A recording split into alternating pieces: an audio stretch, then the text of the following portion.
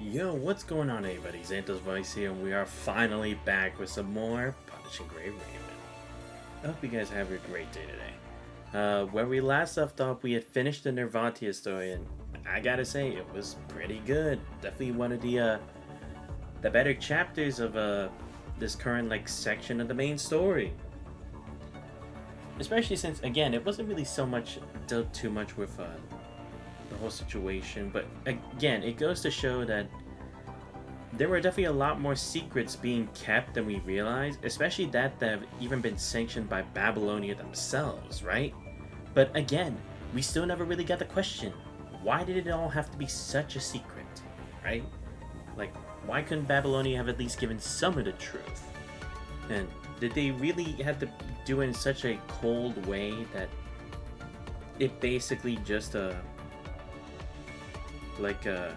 wiped away all the sacrifices that took place to try to hold off the red not tide, but the mist, yeah.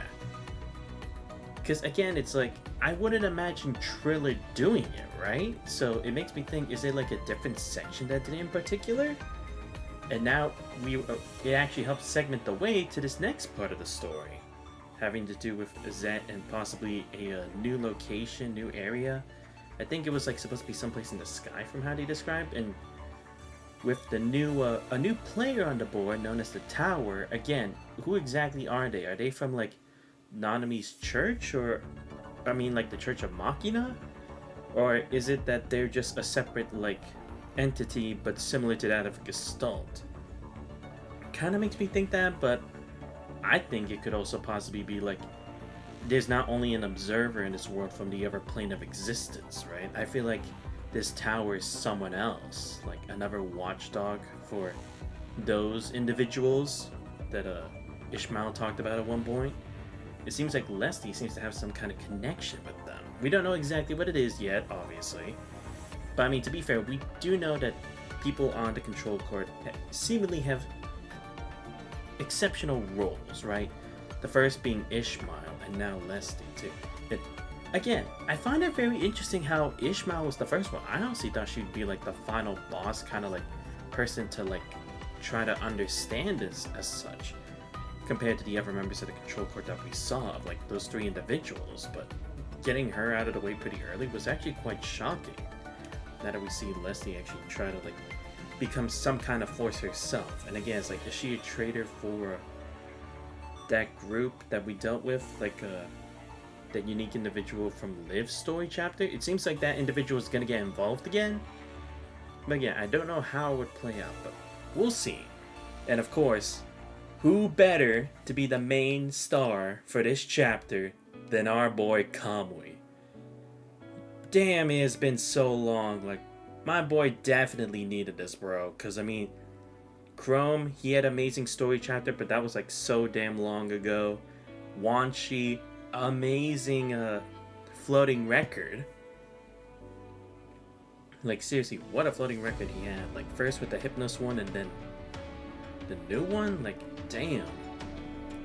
And even Kamu's background was interesting enough. I doubt it's going to be anything more linking onto that, but yeah, it's about time we finally learned about Kamui some more, right? Wait, is this actually main story, or is this a floating record? Oh, it is a floating record. Wait, what? Really? I thought this was gonna be main story, especially since they kind of were alluding to this. Interesting. Don't get me wrong. It's floating records are still somewhat canonical, but it's only some of the parts actually carry over to main story. But honestly, I'm kind of surprised. Maybe they're trying to do the same thing it was with Noan, right? With his experiences and knowing the true nature of that transcontinental train and such, and even how Noan ended up in Babylonia. Maybe they're trying to do some kind of effect similar to that. But to be fair, if you want to do for anyone who a lot of people have been anticipating for a new frame, Kamui is definitely one of the better options. Because again, it's we don't know too much about him. We know his character currently, but we don't know what led to him having to have Kamui put within him, right? We know the circumstances as to why Kamui agreed, But how did Kamui get part in a situation like that in the first place, right? And they even said, like, at the end of the last chapter that he was, like, the only survivor or something? So, makes me wonder, does that have to do with what ended up being the case as to why Kamui's consciousness was transferred into the frame of Kamui and then they shared it for a while? I wonder if that's going to be detailed as well. But yeah, we're going to be starting. Wow, what a blank canvas. We have like no idea where the fuck we are. Okay, 25 parts. It's not too bad. But again, depends on how long the story is. But we can at least try to get like... if we can get 8 of this done, that'd be pretty good. But actually, before we do that, we should test out the new character, obviously, because why the fuck not? Damn, he looks cool. I also like the colorway too, because I'll be honest, I wasn't too much for his original fit. So, at least with something like this, it really is just like, it's a literal glow up. See, look at him. It's kind of like Watanabe's, but it's also like not. It's kind of like Watanabe and Starblazer, whoever it was combined. Is that like a chainsaw like blade? Okay. But we need to charge from Greatsword. Tap blue orb to cast Solar Overflow. Tap blue orb again to cast Solar Cinders. Okay. But wielding the charge form Greatsword without moving the joystick. Tap dodge for 1. Oh, so he's... Right, because he did have that before. He had like a shield and a counter move. Tap yellow orb to switch to Greatsword. The Greatsword's form and convert blue orbs into red orbs. At 60 output consumes all output. To gain some. Oh, okay. We're trying for something like this. Okay. Press and hold yellow orb to switch from Greatsword. Switch Greatsword from discharge form to charge form, converting red orbs to blue. Ah, so this is how I get it back to normal. Yeah, I see. When below 60 output, tap yellow orb to convert blue orbs into red orbs. This will grant Sunfire. Oh, I see. So kind of like an alternative. Or a temporary alternative. I see.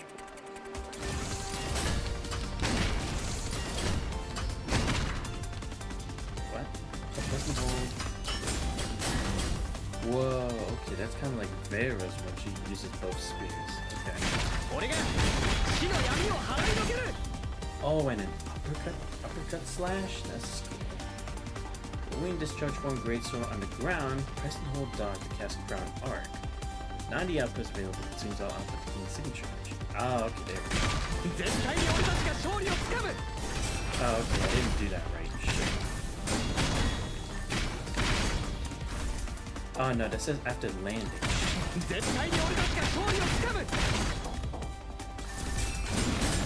Whoa, okay, I see. Damn, but actually having to wait for that? Oh, okay, now there's one for while in midair, okay. Oh, I see. Well, cool, there is 2 alternatives. Whoa, that was kind of sick. Oh, wow, okay, yeah, so it's like he's going to overdrive, kind of like how Watanabe does. Interesting. So it's kind of like that mechanic, well, at least that visual, anyway. But it's not exactly the same.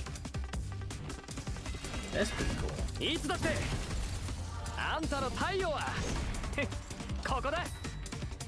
And again, even though it still makes him like a power kind of a character, he's not like too slow. That's good, because I was wondering if like when I first saw it, is it like, oh, is it gonna be like kind of weird to control like the original? But nah, it seems to work fine.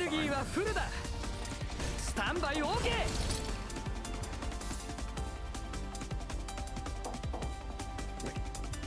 Oh, actually, I was gonna say, like, isn't this space kind of similar to like when Luna Oblivion faced the that other Ascendant back then?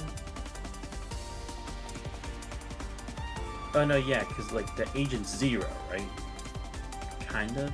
I don't know. It could be Or actually, this kind of looks more like the space where I found Bonica, right?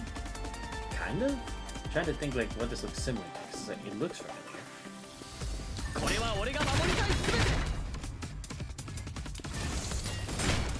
So just tap to change form. Yeah, because it's extended now. That kind of makes me think of like a box now, you know?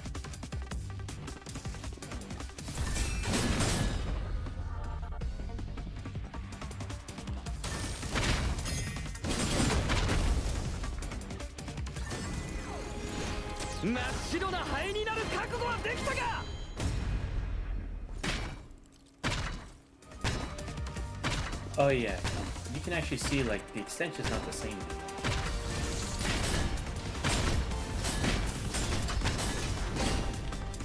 What? Ah, okay. What? Oh, okay. I probably had to wait till like that cinematic, like those two cinematic parts show up. Then do that, right? At least I'm assuming that's what I'm supposed to do. Bro, I don't get it.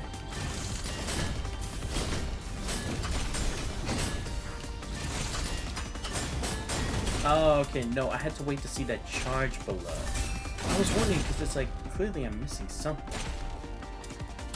Electric storm flash. Oh, electric current. I see. Yeah, this is pretty effect. Right.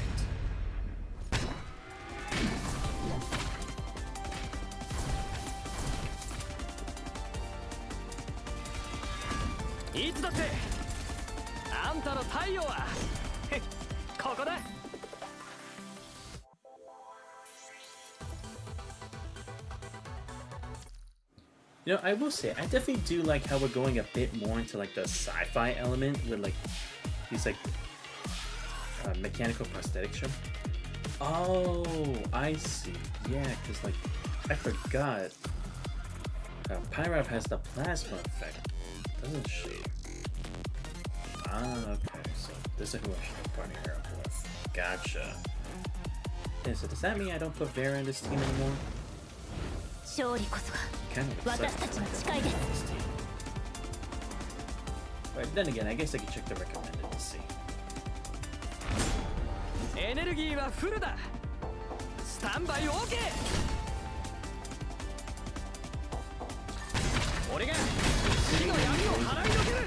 Last one.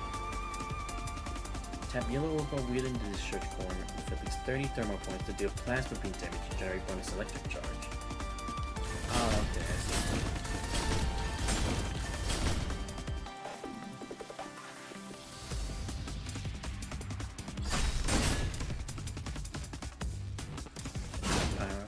Yeah, because now it's probably using electric storm.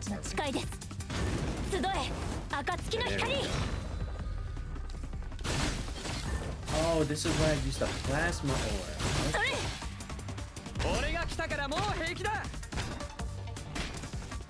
Okay. Upon Kamui's QT entry, the duration of electric storm flash increases by 2 seconds. The switch.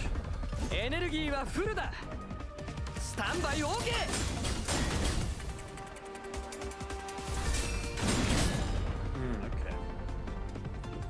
Because I never used like the blue orb for Lucia Pyroff, really. So I was wondering if they ever really need to do that. But this will be. At least with this formation.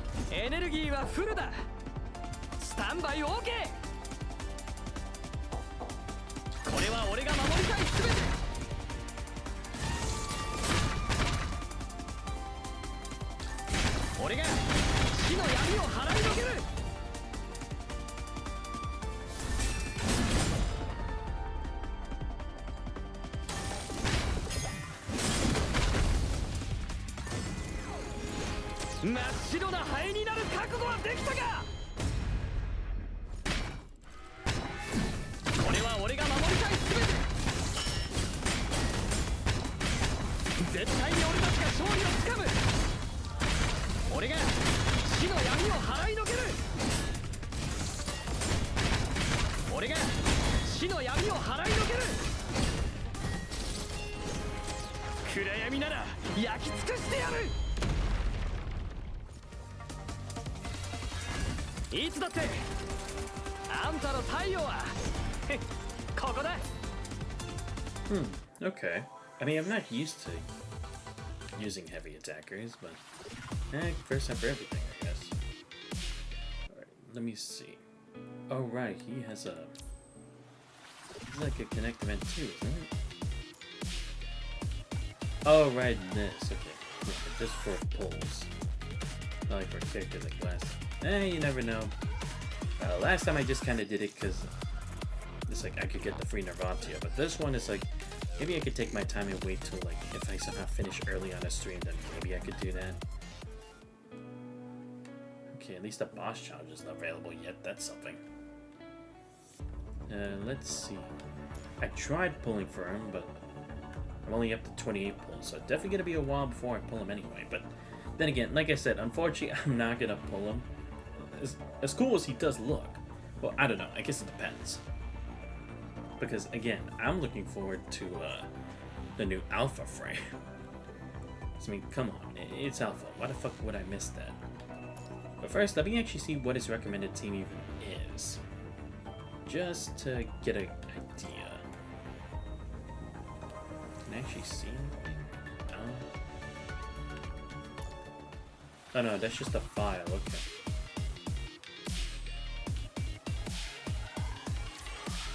Okay, here we go. Yeah.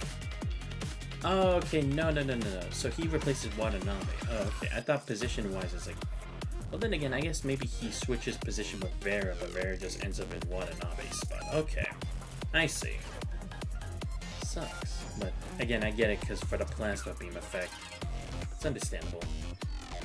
Alright. All that is finally cleared out of the way. Let's actually do the floating record. Again, I'm surprised it's a floating record, considering... We alluded to this in main story, but... And they probably have a reason for it. I'm not gonna doubt them. Fantasist.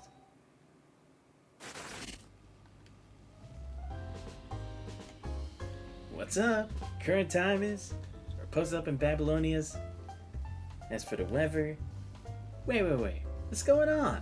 The good parts got all scrambled up. Faced this thing like a million times is still busted? Don't you dare glitch out on me now, you ancient relic. Santa's been gone on that mission forever.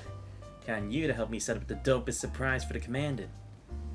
So coins the welcome home gift I slaved over. Better not mess this up for me. Sorry, it's been a while. I don't remember what my Kamui voice was. Each machine ignores his complaints entirely, churning out disruptive noise as if to flaunt its venerable age. Alright, that's it. Time to give you some old school golden age percussive maintenance. Yeah, of course he would hit it like an old TV.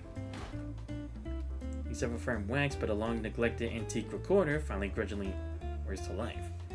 The impact, however, disturbs his stick like it does, which erupts into a cloud that Kamui inhales without warning. That was over a couple of forceful coughs, the raw echoes resounding starkly against the walls of the open room. Whoa. Okay, I get it. Payback? That's cold, man. Real petty. But hey, no hard feelings. You're finally working. Super cool. To make up for that little stunt, you better be on your A game and capture my best angles. Cause... Flips over to record his lens, hits the start button and angles the camera until his face fills the frame. Today's the big day. Santos is finally coming on. This welcome video I'm making's gotta be the ultimate surprise. As if an answer, the recorder's disruptive noise finally stops. Yeah, this angle's fire. Let's hold it for a sec. Man, I look good. Okay, let's get a close-up. Wait, why's my face not popping? Gotta work on my expressions. Let me... Whoa. Something evident laughter flickers across the electronic screen. A sharp crack, Kamui's face contorts. Is this what happens when you skip frame maintenance? Let me do any constructs to get dislocated jaws. He remains oblivious to the blinking red light on the recorder. The message he sent early this morning remains unanswered. He refreshes the screen several times, but the hoped-for notification never appears. Time passes. As attention finally returns to the recorder, its screen still running. A series of beeps warns him that the memory is nearly full. Whoa, wait, it's already almost full? Dude, this thing is ancient. I barely even filmed anything. Oh no. Gotta skip the middle parts then. Man, it's tragic. You're gonna witness the legendary Kamui's killer dance moves. My super emotional Kamui sings his heart out sessions. Alright, fine. Jump us straight to the finale. Let's roll. Had to track down the whole squad and get their welcome home messages for the commandant. As the recorder on his hand determined to document everything, something still feels missing. Turns in his terminal again, just like before, remains silent. Not a notification sound he's hoping to hear. Still no answer? Maybe the signal tower's busted again. Should I call engineering to fix it? Man, service facilities just can't keep up with Babylonia. It's like the 5th breakdown this month. Never mind. Everybody's such thin these days. They're probably swamped with patrols anyway. But hey, no sweat. If I can't wait for the signal to come back, then I'll just go find them myself. Kamui rolling out. Great, so I'm missing again? Dude, what have I gotten into this time? I thought I already got back home to Babylonia after my last mission. Kamui bursts from the cramped storage room, a cheerful voice echoing through the empty hallway. Feels like he's charged into a boundless wilderness, completely free.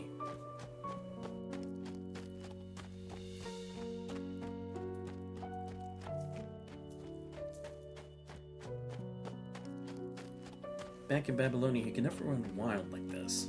Watch for transporters, handle equipment with care. None of those rules matters. Because this is just a surface base. Humanity's last desperate clutch of survival after defeat. When did it begin? Even Kamui can't pinpoint the moment. It was a slow unraveling. Babylonia shot down by agents again. Humanity announcing a retreat to the surface. Compromise forged in bitterness. Order crumbled not from rebellion, but from exhaustion. Constant struggle. Humanity simply has no strength left in preserving old ways. Wait, what? When is this taking place? Kamui decided to find Chrome first. All of them, his schedule was the most reliably predictable. Wait, hold up. Wait, defeat? What the hell are they talking about? We shot down by agents again. What? What, a 3rd time? Bro, you'd think we'd have learned our lessons from after 2 times. The first being Luna, the second being that new Ascendant. Iceling, right. That's what her name was. I don't know if it's actually supposed to be like Eileen and the S is silent, but I'm just gonna call her Iceling. A retreat to the surface? Seriously, when in the timeline is this? Ever since the retreat to the surface, humanity's combat capacity has been whittled away in endless skirmishes. Chrome is perpetually consumed with organizing guard patrols. The peasants demanded in too many places at once. He's even taken to sleeping in his office now. The pod installed there, allowing him to sequester himself for days. Can't make sure he'll find him still buried inside. Hey, Captain! Yo, Captain! Look at the camera! Just 1 sec. That's all I need. Wait, hold up. I'm supposed to be recording welcome messages for Xanthos. You gotta say something. Only take a minute, come on. Kamui shouts until his voice gives out, Tiger stretching into what feels like eternity.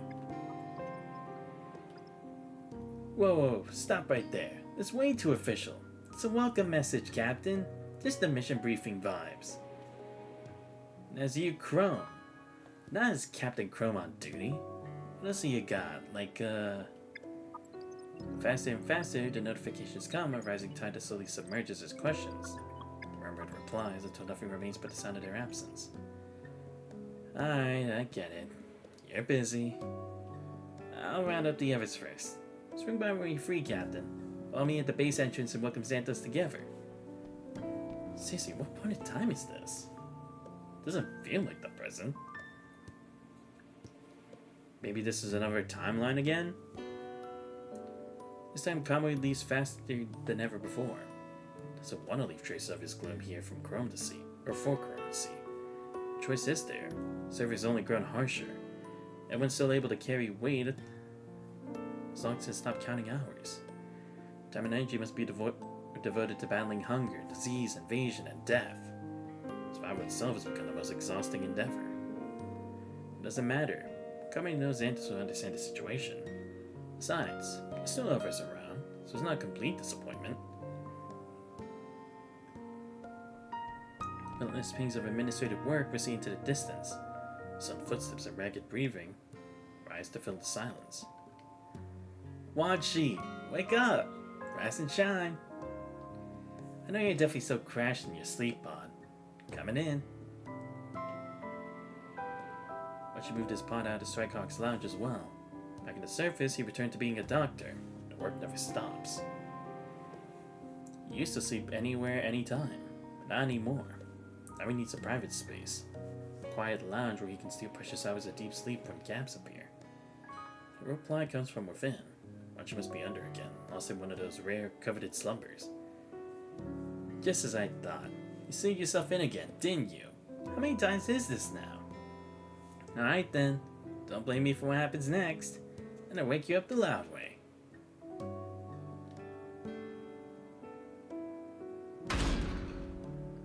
Whoa! Deafening noise activates a hidden device. With a shuddering crash, a massive metal door plummets downwards, sealing the entrance just as Kamui's foot begins to cross the threshold. Hey, Wanshi! You hearing me? Open up! Come on, man. Open the door. That's the key you gave me like 2 days ago. Can't get in without you. Fortunately, not even the faintest whisper can breach this meticulously engineered barrier. Voice crash against the cold metal and dies. Doesn't go unanswered. Forget it. The door's no joke. He's not hearing a thing. But if the system kicked in, that means he's been pushing himself way too hard again. Had to lock himself in just to actually sleep. Alright. Fine. Since you've been working that hard, I'll let it slide that you forgot our plans. Let me just leave you a note on the door. There. Perfect. So yeah, Wanshi, just head to the entrance like Captain. Kamui and I will be waiting for you there. Oh, and get some real rest, okay? When Xanthus comes back, we'll all come visit you together. When that happens, I better see a fully charged wide-awake Wanshi. Working way too hard. Last time I saw you, you looked like a zombie. It's possible not to worry about you. Xanthus, me, the whole squad, none of us want to see you running yourself into the ground like this. He could say more. So much more. But the meadow stands mute between them. Words will wait, but when Wanshi can actually hear them. Seriously, I'm so confused. When the timeline is this? Man, rough start. I thought at least all of us in Strikehawk would be there together. But that's not true. What am I even saying? Captain Wanshi just running late, that's all. No biggie. Still, it's kind of a bummer. Kamui, you gotta be here. We're the only parties in crime left to hold it down. Please tell me no emergency missions grabbed in today. Kamui dreads thinking about Kamui's usual schedule. Down the surface, Kamui's partial immunity to the punishing virus makes it more valuable than even Chrome and Wanshi. Eden lost its light when it fell. Now it navigates shadows, probes darker places, and Kamui goes wherever the darkness is. Every department, every division treats him as their most precious asset. His availability is assumed, his presence demanded. Finding him has become the exception rather than the rule. Yeah, because that's the only thing is like, is this a future in which Babylonia did fall? But again, at what point in time would this have been? Would this have been the first time with Luna, or would this have been the second time with Icing? I'd have to assume it's probably Icing, right? Because that'd be going way too far back if we went all the way to when Luna started it. Or actually, no, because, right, didn't Agent Zero try to do the same thing too? Right? Like, separately? Damn it, it's been so long. It's such a long story. Training room yields nothing. Medical bay stands empty. Even the cafeteria offers no sign. Grasping his final thread of hope, Kamui makes his way back to the Strikehawk Lounge.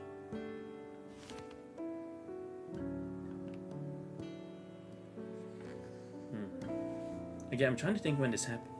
I mean, I guess this could have been like during the whole Icelink thing, right? Because I was on the surface on the time, right? I wasn't in Babylonia because I was working together with Teddy, right? Damn, why don't I remember that specific detail? The message stays back on him, left on the same sticky notes Kamui always uses. So familiar that Kamui can't tell whether this note was written today or weeks ago. Everyone's always looking for Kamui. Asking around would take forever. Honestly, most of them had no clue where he is either. Oh well, I'm used to it. Guess we're doing Kamui a whole new welcome party when he finally gets back. For now, straight to the entrance. Let me just check if there's enough memory left. Huh? Is that my eyes? My nose? My mouth? Wait, hold up. Does that mean all that footage earlier was... No way! I recorded my own face this whole time? That icon. You gotta be kidding me. I never flipped the camera! It's been selfie mode the entire time! Whatever. Not stopping me. Get everyone's reactions burned to my brain anyway. Telling Santos about them will be just as good. Okay. Me's barely hanging on. Recorder's still kicking. Let me check the time. What? Time flew by that fast? It's gonna be back in 3 minutes! Oh, but right now I can still make it. Let's go, Kamui. Time to welcome Santos home. Never bothers to switch the recorder from selfie mode. The resulting footage pitches and sways, capturing only fragments of his expression. Flash of excitement here, or for our concern there. Wait, what was I gonna say first? I know it. Never need a script, and surprise, I forgot it anyway. Whatever, I'll just improvise. Okay, first, ask if he's tired.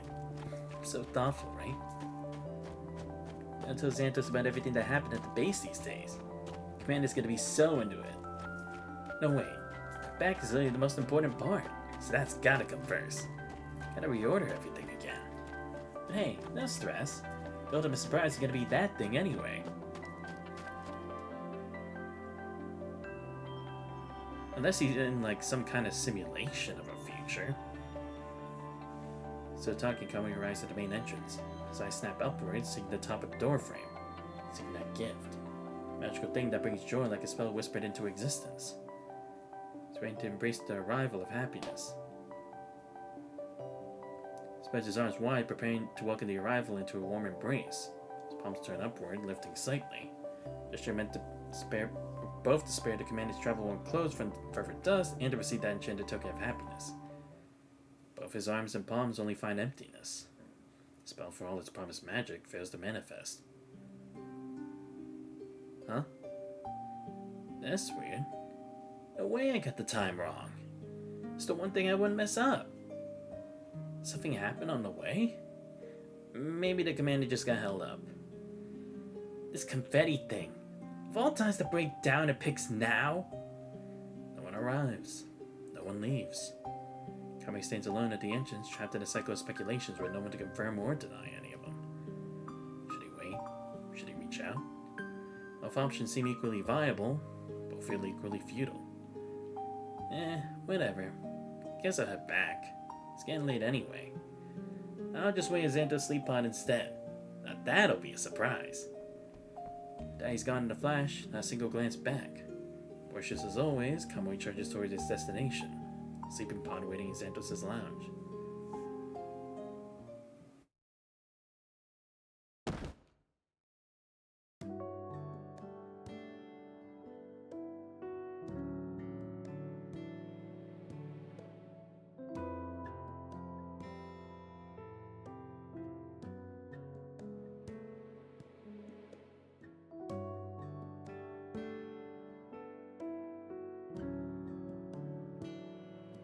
So comfy. Stinging here so much this bed's basically my second sleep pod now. Alright, time to review today's masterpiece. Kamui curls up with the antique recorder, playing back everything he filmed today. It's mostly just his own face again and again, and somehow he still finds it entertaining. Because this too is a form of memory. Through his own emotions he can still see them, all the faces he never wants to forget. Look at that, peak athletic form. Even through all the blurry pixels, you can't hide this level of handsomeness. Captain's office has way too many screens. All those light reflections make my face look weird. Whoa, that shot of me yelling at Wachi's door? Office wide open. Not a good look. Definitely cutting that part. Wait, hold up. The table in our lounge. Is that an ugly photo of me? Kamui totally took that without me noticing and framed it. When he gets back, we're gonna have words. Recorder's almost dead. Battery's toast, memory's full. Let me just add one last little bit. Turns onto his side and settles the recorder against the pillow next to him. His gaze meets the lens with quiet sincerity, as though addressing someone so near he can almost feel their presence, and almost reach out.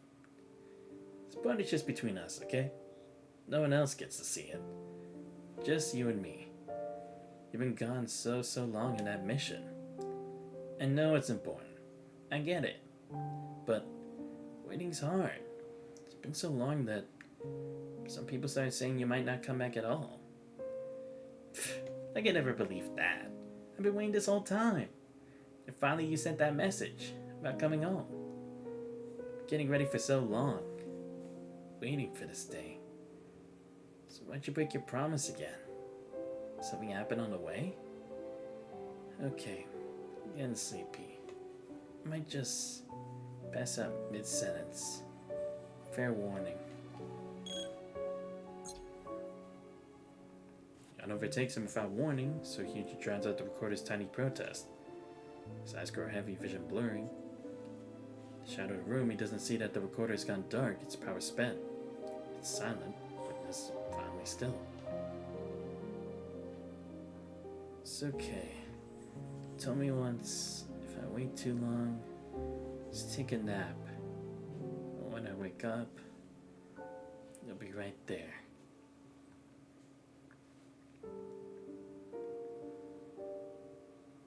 His voice trails off. Sleep takes him. He waits, expecting for the dream that will wake him up. But what's wrong? He's mimicked everything so carefully. The slow breaths, the stillness, the surrender. It remains mere imitation. Cannot dream. The dream never came. It never will.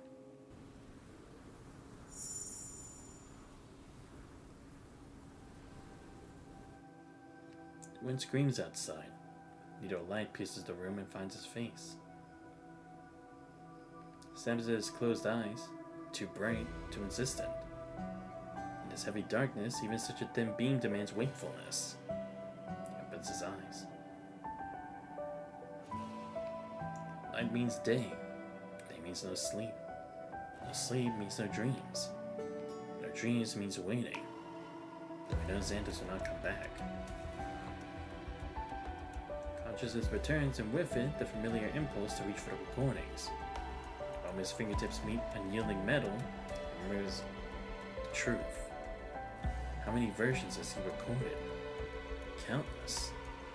Each is indistinguishable from the last. He persists in this theater of self-deception. Same thing every time. Welcome ceremony. The only difference is that in every previous recording, the camera was focused on Kamui himself. His recording showed nothing but empty, abandoned areas and pretending at a reunion, forming a one-man show to an absent audience. Yo, Cap, look at the camera. Just one sec. That's all I need.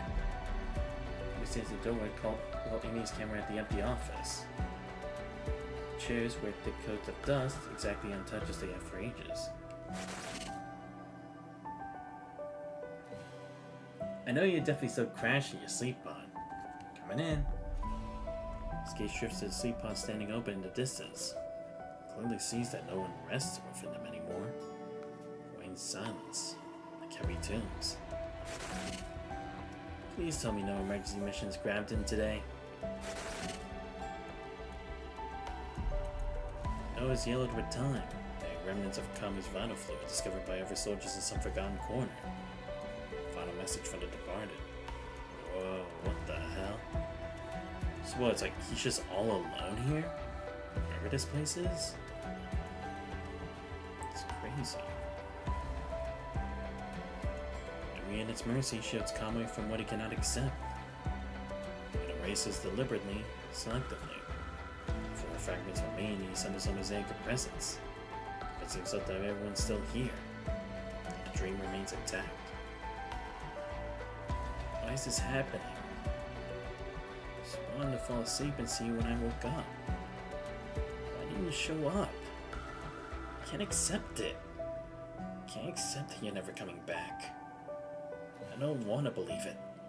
I don't want to believe you're all gone. He opens his eyes. Sunlight's found him again, as it always does. This time he lets it illuminate what he's tried so hard to keep in shadow. Can't stay in the dark anymore, pretending not to see. The place is dead. He's the only one left. He's always known. Mandy's retreat to the surface was only a postponement. The ending simply took longer to reach them. Graham ran himself ragged across battle lines till the virus caught up. Anchi poured himself out furthers until there was nothing left to pour. His frame gave up before anyone could mend it. Saves permanently now. Kamui walked into the dark and kept walking. No word returns from where he went.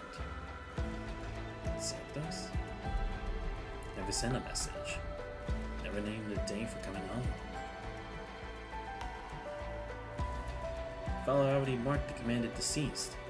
Kamui held his post anyway, waiting for a ghost.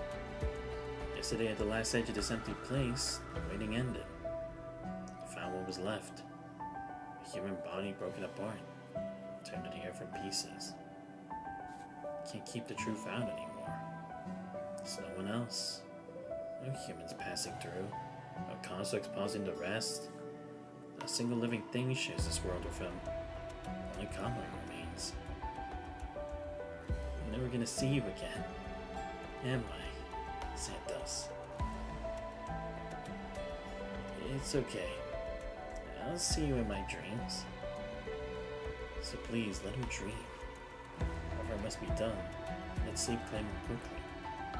He's tired of being this dead place's fantasist. Tired of one-sided conversations. Pretending they're still alive.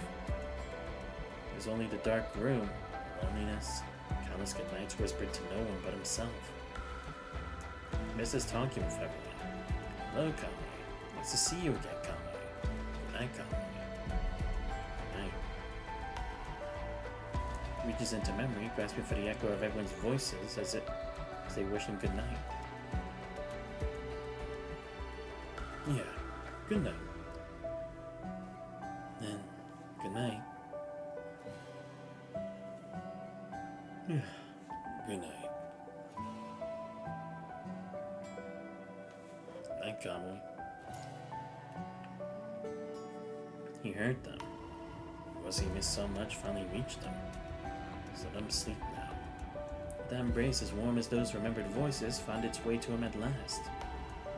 Wishing changes nothing. It liquefies beneath him, becoming a sucking swamp that climbs his body and calcifies into boulders. Press, sink him, hold him forever in the dark.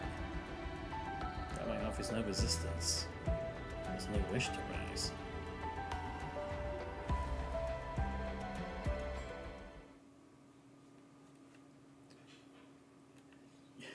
Kamui?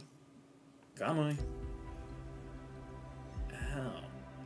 Someone's calling me? In that voice, he somehow finds the strength he didn't know he had.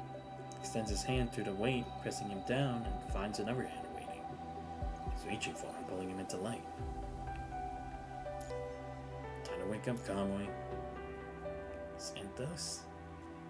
Oh. It happened again, didn't it? Yeah. You're right. It's time to wake up now. Yeah, there we go. I was like, this has got to be a title drop, right? There we go. Dying Sun. Wow, okay. I mean, the title now makes sense. Seriously, what was that, though? Is that like a potential future or something?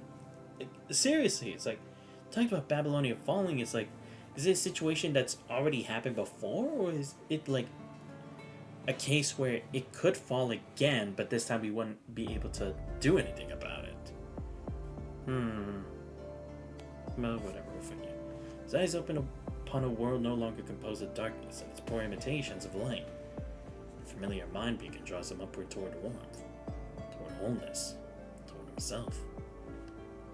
Once again, he climbs the stairway Xanthos built, rising from the depths that sought to keep him. The familiar Babylonian laboratory, familiar Grey Raven commandant. Goodness, none of the nightmare was real. Everyone's still here. You alright, Kamui?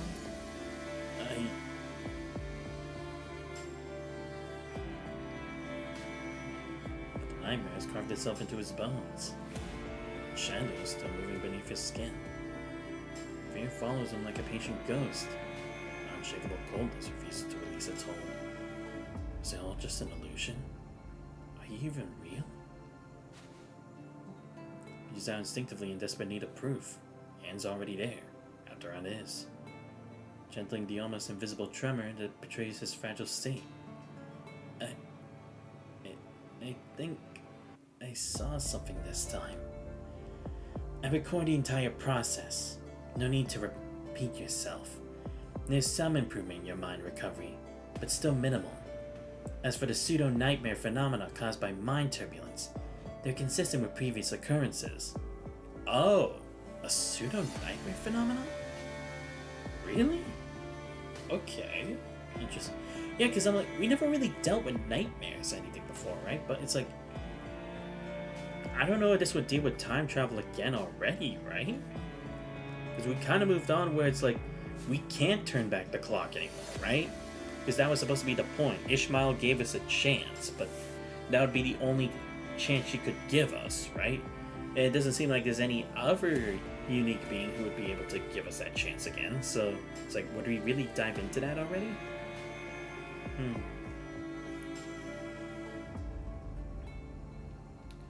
And from what we can observe, there's no sign of improvement in either the frequency or severity of these episodes.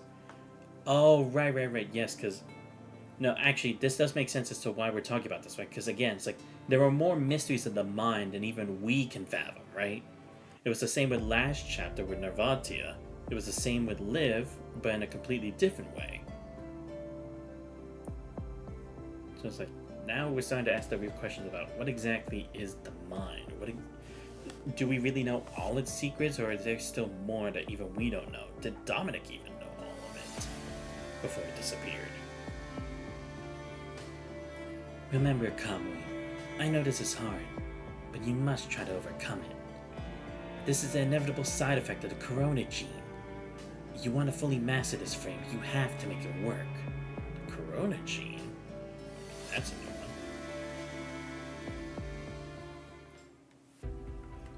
Oh, I see. That's why before it showed no destination because it wasn't even real.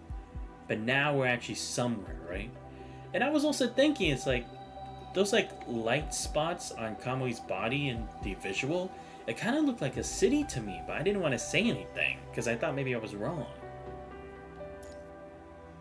False sun. Damn, they really grasped my attention already because goddamn, that's some it's a very somber way to start a chapter, huh? Like, I was feeling very bad for Kamui because it's like he's so genuine. Which, it's hard to come by those kinds of people in this story.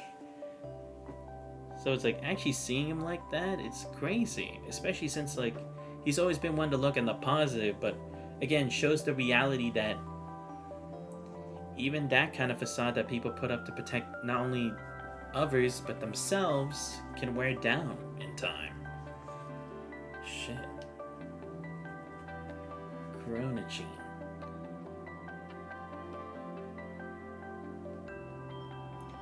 Kamui? Huh? Oh, yeah. All good, Commandant. For a sharp flash of his characteristic smile toward you, Kamui hurries to catch up with Asimov, who's already making moves to leave. Oh, hey, Asimov. So, the mind turbulence I had during the adaptation, did they mess up my combat data at all? Like before, as long as you remain conscious, the only side effects will be the usual mind pain. However, don't think your intentions are unclear to me, Kamui. You're operating under the assumption that as long as you don't hit your limit, you can simply push through. Ooh, me? Nah, I wasn't thinking that at all. Then let me warn you one more time. Acclimating to a new frame and stabilizing the chronology adaptation both require time. I have no interest in whatever phantoms appear in your false nightmares. But I also have no interest in watching a frame I meticulously engineered perform suboptimally, because its operator refuses to acknowledge his own limits. So drop the act. Nightmares. Huh. They really just nightmares? Ever since adapted to his new frame, he's lost count of how many times this has happened. Dreams are always largely the same, and always involve them. He can't wake on his own. Even Xanthos establishes a connection. Does he surface? Fallen warn those who follow. In history, repeated sorrow. To the tap on the shoulder returns into the present. Something's eating at me. You can talk to me about it. Huh? Oh, nothing like that. Don't worry about me, Xanthos. I got this handle. Words pull Kamui briefly from the heaviness pressing down on him, but passes for easy conversation, your usual rhythm intact. But underneath you both feel the charged silence between the lines. Things left unsaid. Kamui's far from fine. He's not ready to lay that raw, guarded part of himself bare. Not yet. Yeah, because, again, it's like I said, it's like, he's always trying to be the one who's positive, but, again, even that has its limits. But again, it's like, we don't know the reason as to why he has to. It could just be like, he's too scared for it to all shatter, right?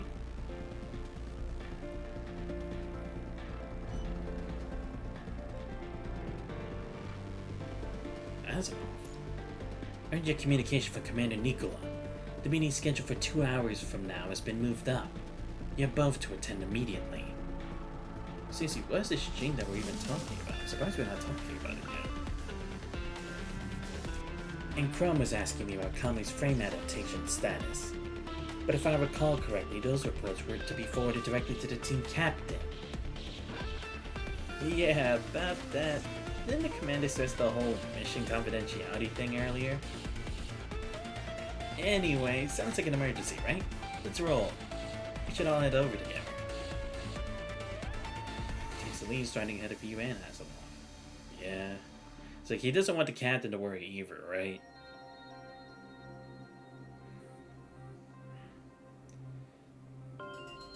Everyone's here. Ah, good. Great seeing you, Nicola. It's been a while. His eyes set on Kamui first, examining him with an objective scrutiny that lingers on the frame. Relic of an era long past, now reborn. Wait, what? Wait, really? Well, is this a project from the Golden Age or something? Well, I guess it could be, right? Because again, even back then, they were trying to, like, create a technology like mechanoids, right? There were even some that had already kind of existed before then, but then the whole punishing thing came, right? In terms of appearance, it's identical to the frame design that Zed submitted to Babylonia back then. Oh, hold up a minute. Hold up. Now we're... Wait, is Zed's an individual? Okay, I thought it was like a location or a system or something. As for the other adaptation parameters, or is that maybe like an AI kind of like program similar to Gestalt, maybe? Or more like a branch? Combat performance meets baseline standards. Mind recovery, however, is progressing slowly. So the Corona gene underperformed. No. If anything, it overperformed.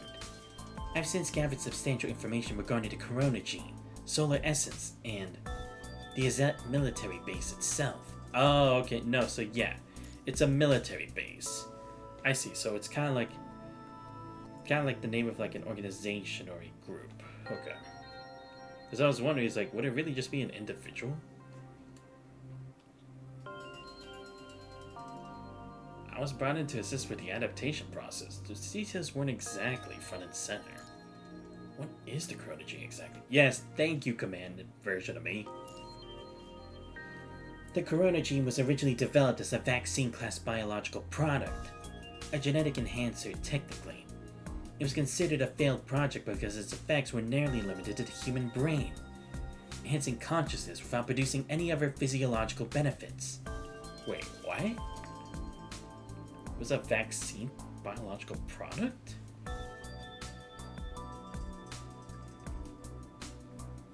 Enhancing consciousness. Oh, I see. So it's kind of like it would be like a boost for people to be able to like use the mind beacon or connect with the mind, right? Kind of like a boost for that. Is that the right impression I should be giving it, or maybe I should just wait for more details? However, after the punishing virus outbreak, additional properties were discovered. According to the final files from Azette, it could be refined from individuals who have received the injection into a substance similar to what we now know as the immune serum. And that refined substance was designated solar essence. Oh, finally we're learning about the serum. Because I'll be honest, it's like, we've been using the damn thing the whole time, but it's like, how the hell did we even make something like that could somewhat combat the punishing, right? Like, I know it doesn't completely like cure us of it or anything, but it's like it minimizes it to a state where it's bearable. Or at least if it's a very low grade version of the punishing that's within our systems, then it would like neutralize it, but I didn't think we'd ever actually talk about it. Like lore wise. I see. Solar essence. So that's what this is. Okay. I had no idea. Its efficacy was notably inferior to modern serums, hence it was never pursued for mass implementation. The corona gene was detected in Kamui's biological tissue upon his arrival at Babylonia, when he was still human. Oh. Wait, what?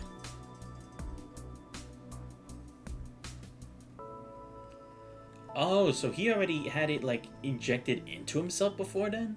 You mean? Like maybe like a more pure or strengthened version than what we now know as the immune serum?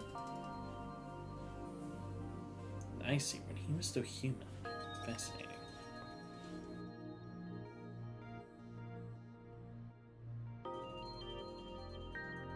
Why was it used for this frame adaptation?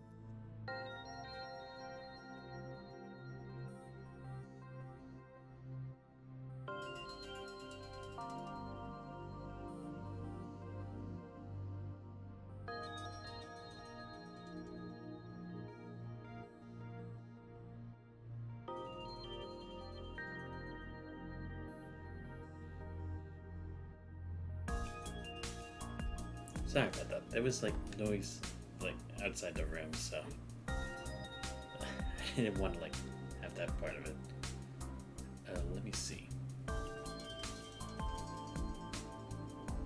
Oh yeah, why was it used?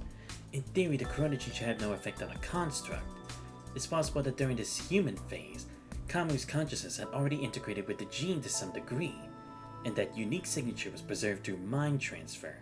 Oh, so when he was already like being moved or transferring from being a human to a construct, basically like the genetic coding of that still existed.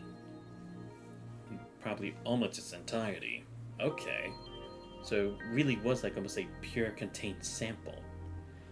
Given the pre-existing damage to Kamui's mind when he first arrived, I synthesized a version of chronogene compatible with his current frame that tests its restorative potential. The effects were modest, but measurably positive, so the frame is combat ready. In principle, but there are outstanding risks. While it facilitates partial mind recovery, it also produces an unintended side effect, periodic episodes of pseudo-nightmares. I've attempted multiple interventions. None has successfully mitigated the stabilizing effect of the chronogene on his mind during these episodes. Two hypotheses remain. First, the authentic chronogene may require a specific artificial intervention protocol to stabilize, but that data was never archived at Babylonia, only at Azet. And the second? Second, Kamui may not be a perfect match for the chronogene, preventing complete integration. I see. I mean, there is always the possibility of the latter, because again, it's the same thing when you think about like compatibility with tantalum copolymer 193. So it could be that it's like a mismatch, but I mean, to be fair, if it really was rejecting him so much, you'd think it would have affected him much more to a degree that's like it would have been physically visible, right? At least in maybe like the way he acts or behaves or his health. But it doesn't seem to actually be that, so maybe it actually is the former. And I see, right, because again, if we were able to have something to deal with the mind, maybe it would help like with the situation with like the red mist, and could actually help Nervatia and Liv in a way, right? Because their minds are destabilized too. I guess it is kind of like in tandem with that theory too, because to be fair, that's what it's kind of what the root was doing, right? It was kind of granting Nervatia like some of her memories back, not in its entirety, but at least to an extent. So its potential is like it, and they did theorize that the root could be used against the punishing.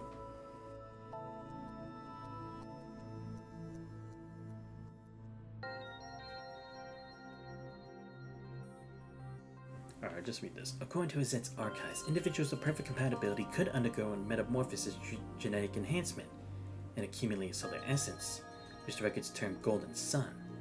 Theoretically, such individuals would possess sufficient mental fortitude to suppress this rejection response entirely.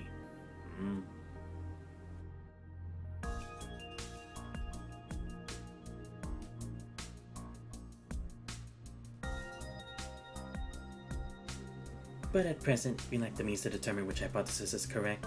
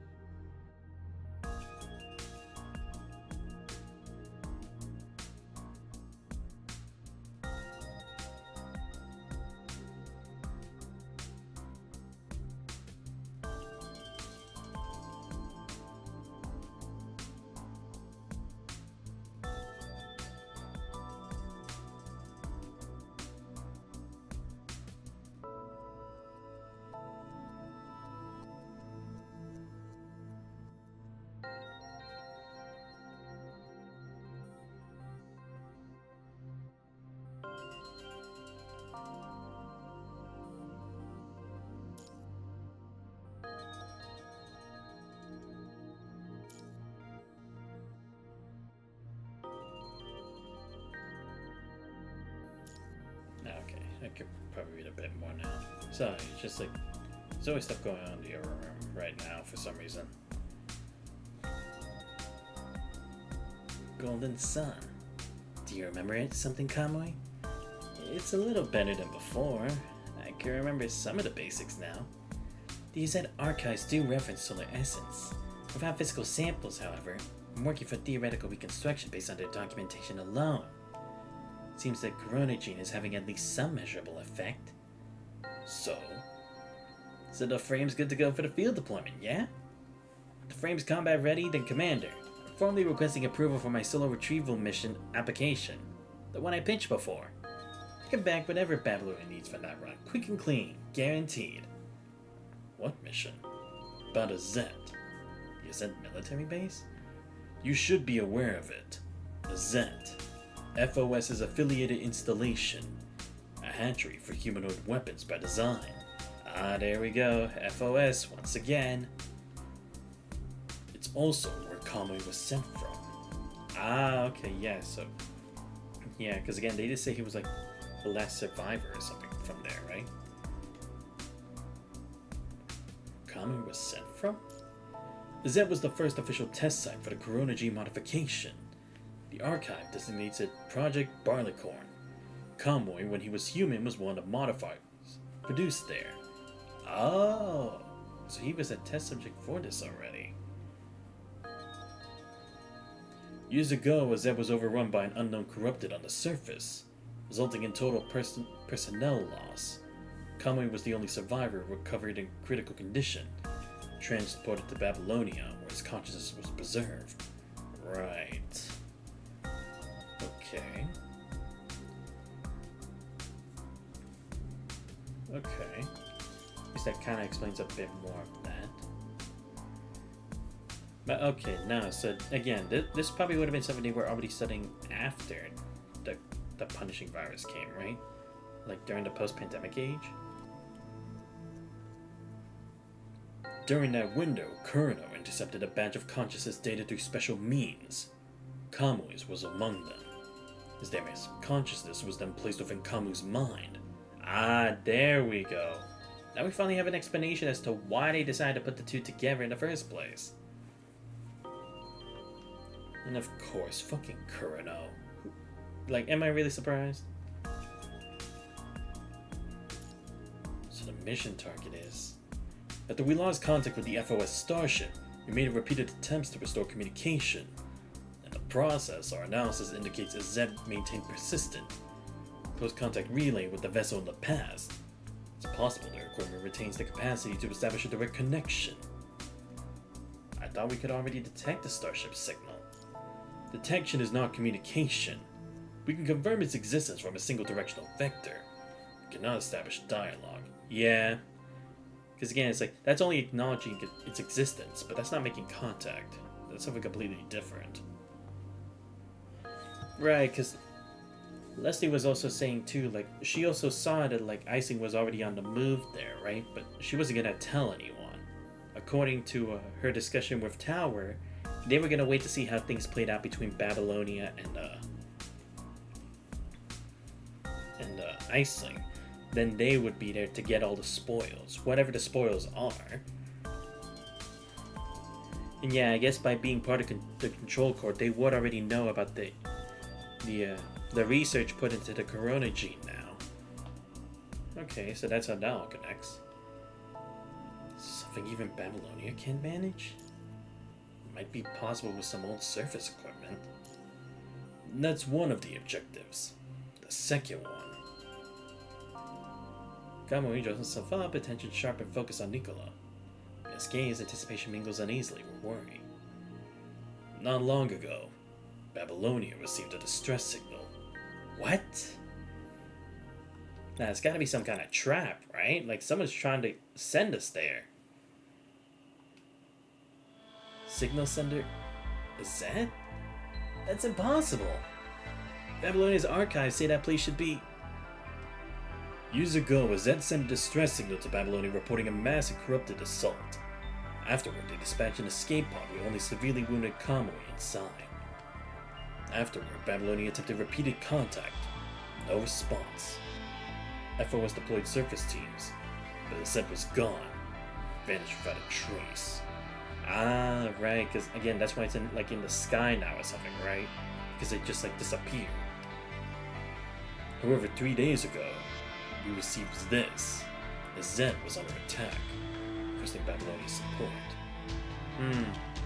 But is that is that a defense mechanism that Zed already had implicated into its systems, or is someone making that signal themselves? Because again, to be fair, when it came to that satellite, Selena was the one who sent it back then, but at least that was within her control, and she was fine up until the point where we arrived, when it was almost pretty much too late by then. Intelligence has repeatedly verified a data signature in the equipment identifiers. They do match Zed's original archives. In subsequent communication, they explained it was a misunderstanding. Years ago, they sent you to Babylonia. I was an escape pod, but as a messenger to request reinforcements. The signal was lost and no help arrived. You assume Babylonia had rejected them. They relocated to survive. They claim most survivors persist as constructs through crude modifications, by our standards, sustained by some residual solar essence. Ah. I see, so it's a base that can move. I see. Reminds me of the doctor's lab that one time, when we did a Lisa Echoes chapter. And kind of the same with Atlantis, how it was able to submerge into the depths of the ocean. Damn, they always have some way of making sure of that.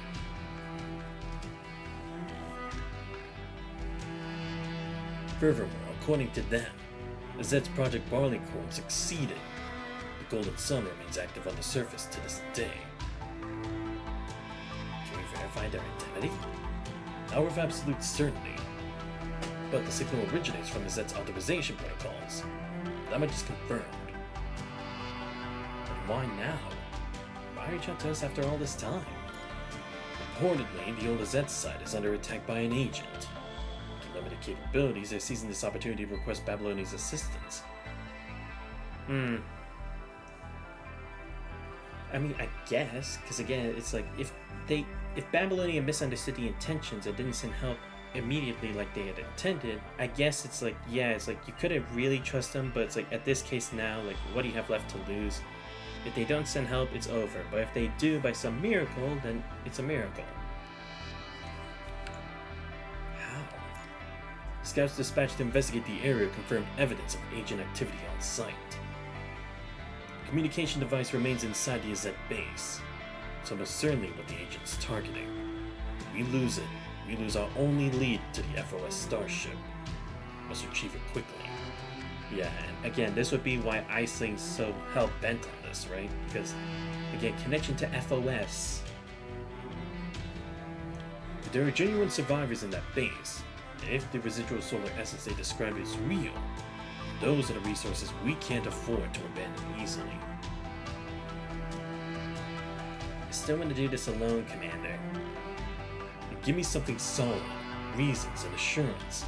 Yeah, because, I mean, to be fair, it's Kamui, I love you, dude, but this is Ascendant we're talking about. I don't think we can go this alone. Not this time. Because if Icing is there, we're gonna need help. Because it took Liv everything she had just to make it a draw against Icing's caretaker.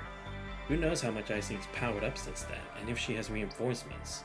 Because again, it's all we know is an agent's there. We don't know if it is Icing, if it's someone pretending to be her, if it's her in a party, we don't know. And to be fair, we have been going it alone pretty often. And we've been a couple steps too slow at some points. I mean, we've won some things, but lost some things along the way. Might be better to have a whole team, and if I can get some of the Great Raven members, that would be helpful. And true, it's unlike a Kamui who does things based on his emotions, Teresa or Nicola, you'd have to give him some pretty damning evidence. Babylonia's got almost nothing on Zed's internal layout, but I do. I recall so far, anyway. The place is built tight for solo mobility. Sitting in a squad has never seen it, she's just asking for friction. You're worried about my mind acting up. This month obviously confirmed it won my combat performance. I recall enough basic intel on a Z to operate in this mission.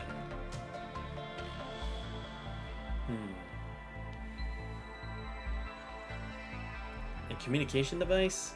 Since it's a Z's classified intel?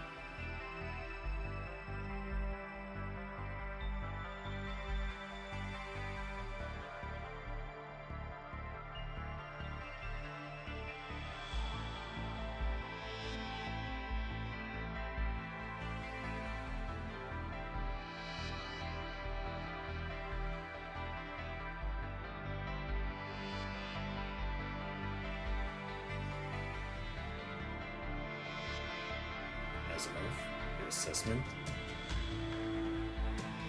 I can go with him. Together you would substantially improve the operational safety margin, yes. Kamui Strike Hawk. Frame adaptation procedures are suspended as of now. Begin immediate preparation for surface deployment. Commander Xanthos will accompany you into the AZ facility. Primary objective, recovery of the FOS communication equipment. Why? Commander, I object. I promise you, I'm capable enough to earn your trust on this. I can't take the risk and the responsibility. All of it by myself. Babylonia cannot afford another loss. Not another person, not another combat asset. Every single one of us may be the difference between survival and extinction. Furthermore, that was a military subsidiary of FOS connection protocols. Between the base and FOS personnel were standard procedure. They weren't maintained after the outbreak, but...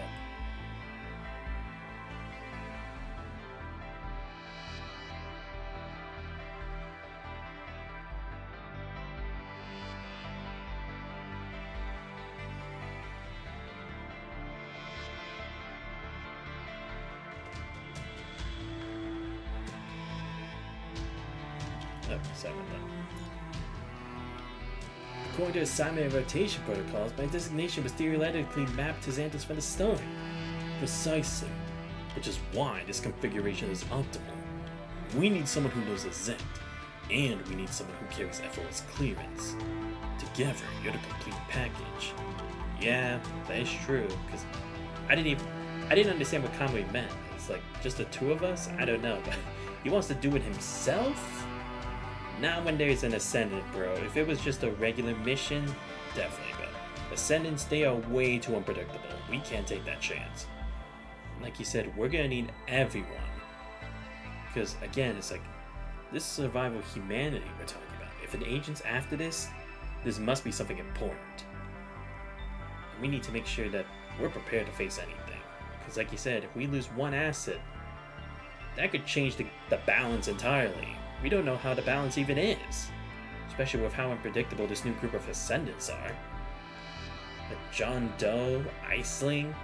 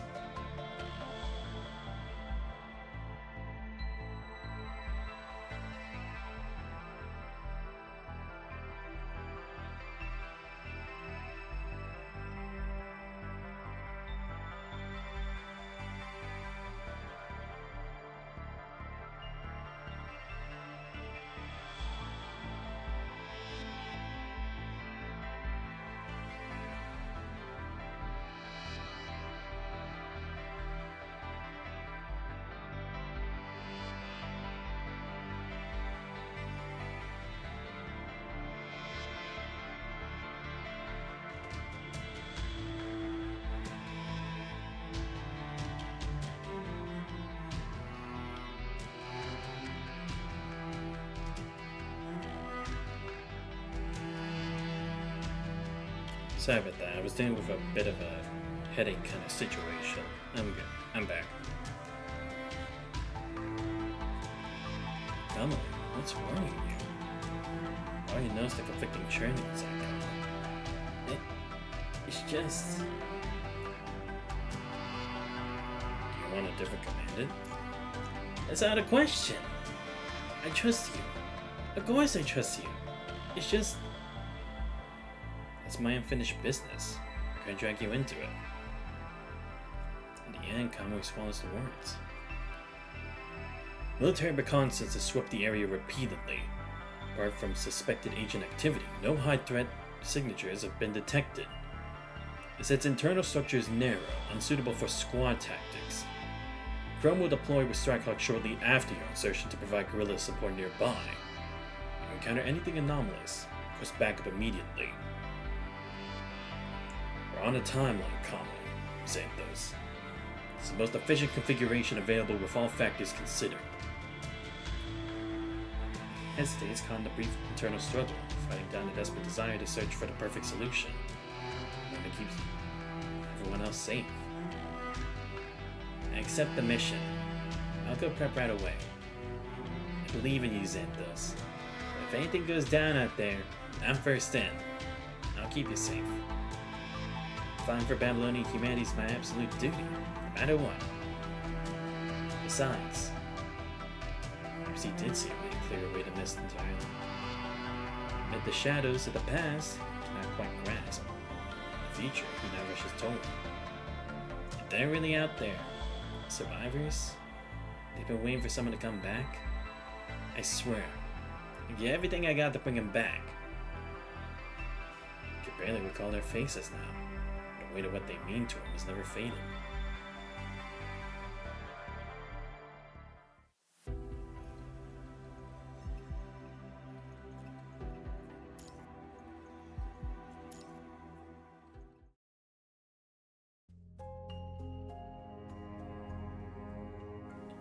You're strange to make out the face before him, but the features stay frustratingly vague.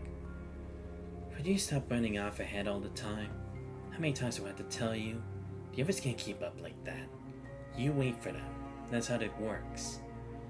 No matter when, no matter what's happening, you never leave a single family member behind. Family? Where is my home? And you? Who are you? No answer comes. Figure turns and walks forward, proceeding steadily until the distance finally takes them. The world government never intended to abandon you. We just arrived one step too late. His voice, deep, husky, unmistakably male, stands in stark contrast to the rugged female tone from before. Yet still, the face remains hidden from him. Maybe someday you'll understand when it happens to you. See that no one's to blame. Not me, not yourselves. I still need to say it to all of you. I'm sorry. I don't want you sorry. Listen to me, Kamui. You ever dare to leave us behind, none of us will forgive you. No, stay together. Keep your word, Kamui. Don't leave us behind. Don't abandon our home. What really happened? Please, anyone, just tell me the truth. But they're already walking away. No lingering glances, no trace of attachment, no intention of bringing him with them. As if he's the one being left behind. Wait! He runs forward desperate to catch them, but the distance between them stretches endlessly. No matter how hard he pushes, he can't close the gap. Not fast enough to go faster. So deep inside, he knows a moment too late means losing something irreplaceable. He finally catch up?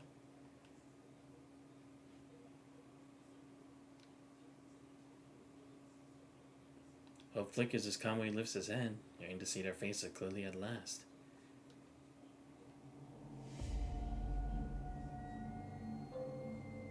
lie fallen beside him on the cold, harsh floor. No breathing, signs of life, clearly dead.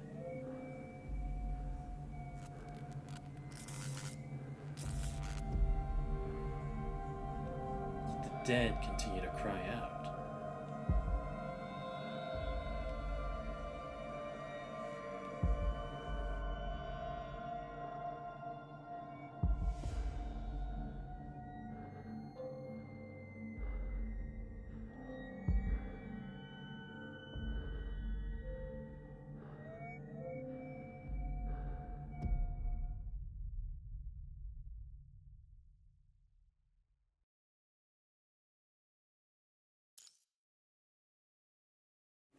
Damn, that was creepy. Just before the vengeful spirits can devour Kamui, Santos pulls him from the abyss. Perhaps it's the solar essence that has restored fragments of his mind, allowing him to sink deeper into memories once locked away. Each descent exacts a price. Temptiness upon returning grows heavier with every connection. The fear more genuinely is to become more entangled. Maybe that's the point. At least now, he's finally touching the instinctive thoughts that have always been waiting beneath the surface.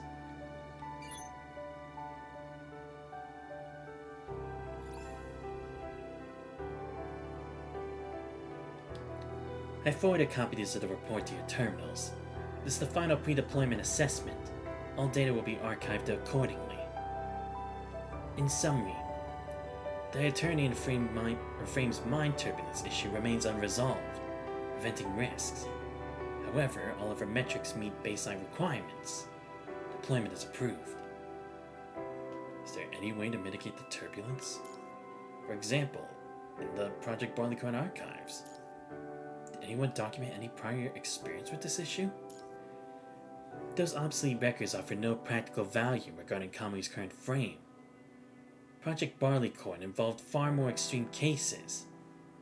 Consider an immune system failure resulting in destructive feedback loops.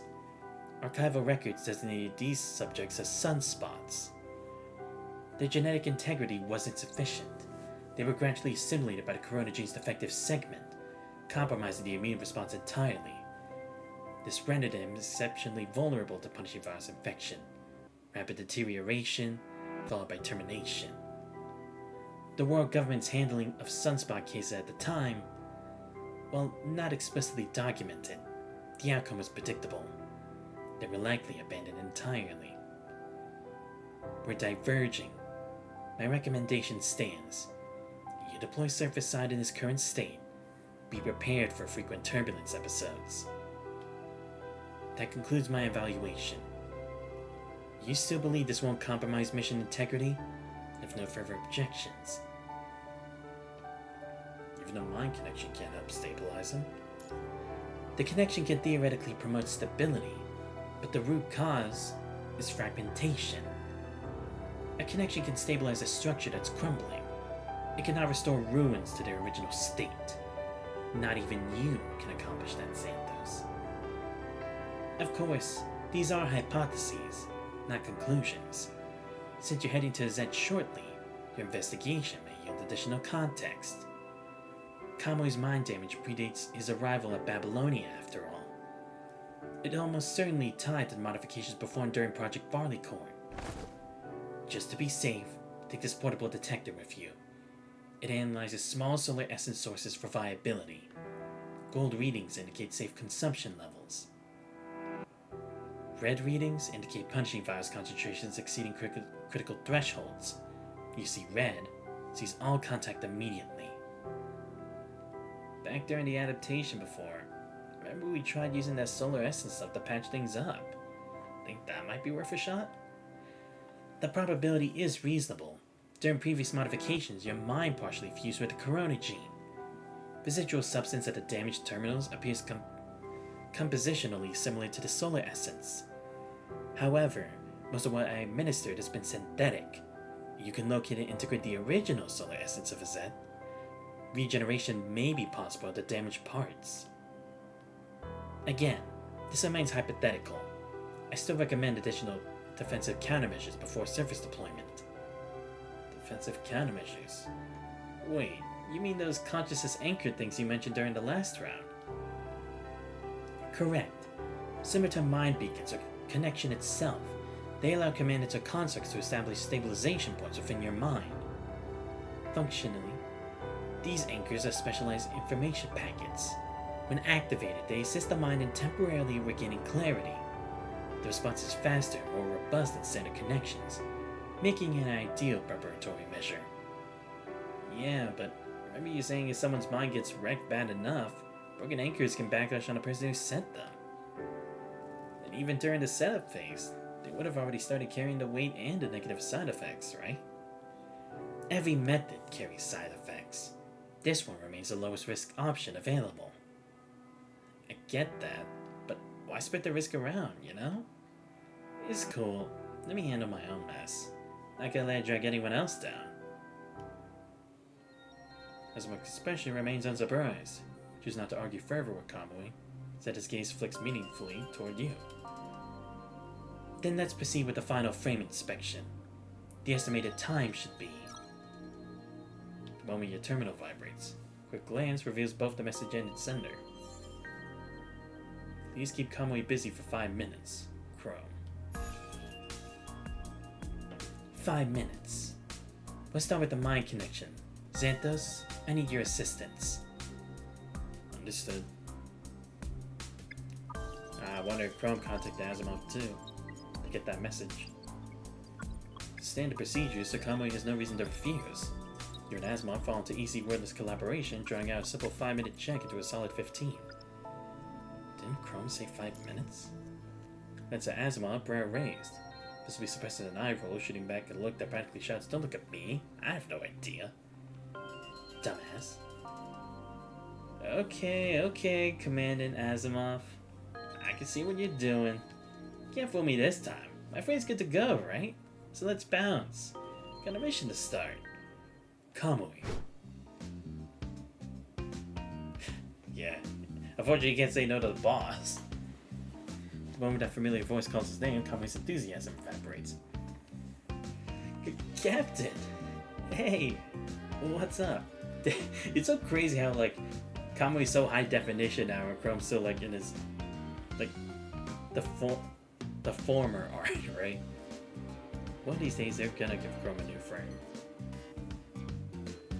Sid and I would just, you know, heading out. Super important mission. Whatever it is, you can totally wait till we get back. Yep, that's the plan. Kamui grabs your hand, making a break for it, but he barely takes 2 strides before Kamui steps directly into his path. Your new frame should not be ready yet, right? You're not going anywhere.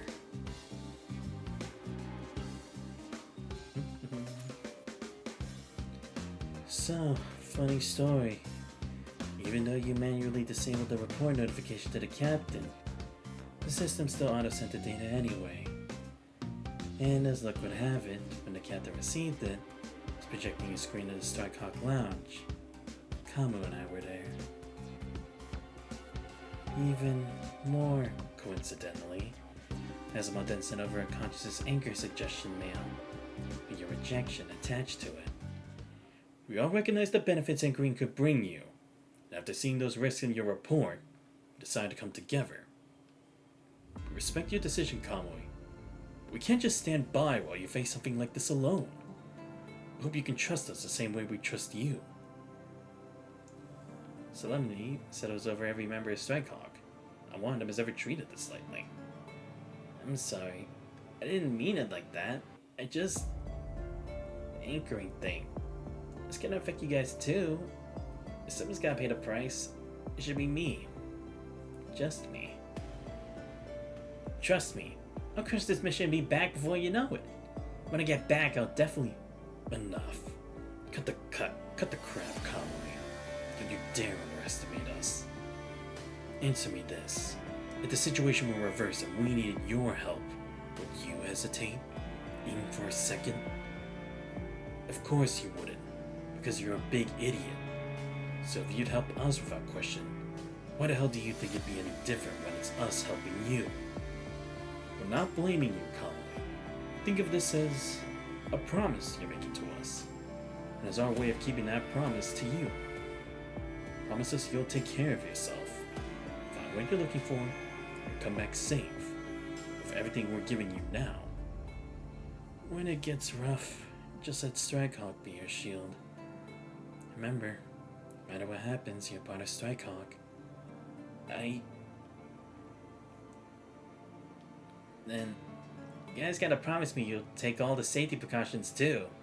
Don't worry, protect those anchors with my life. No way I'm letting them get hurt.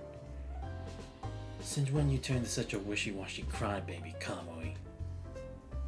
Kamui scratches his head impatiently. No matter how much they drag this out, they won't actually delay the mission.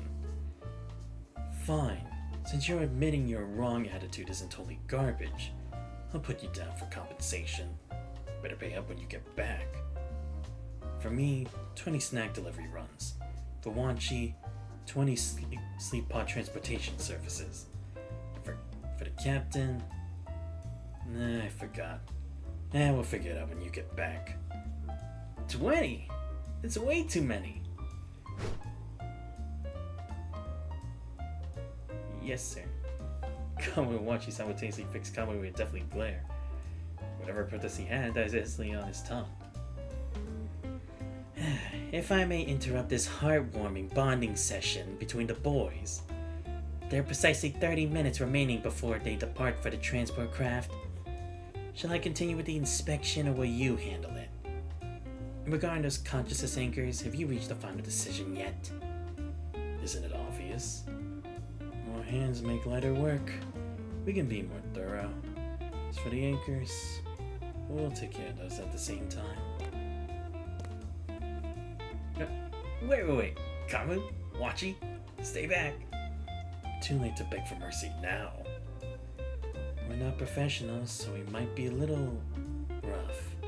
Just bear with it. They drag Kamui to the opposite corner, but time to go what they promised would be the most thorough frame inspection he's ever had, whether he likes it or not. I'll go over the previous test reports again.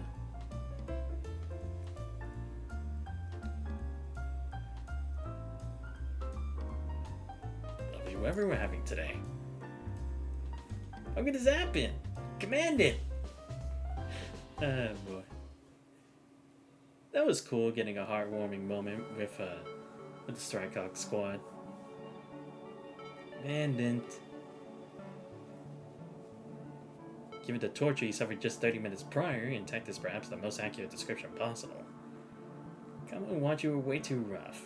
You just stood there and totally left me for dead. Everyone's just looking out for you.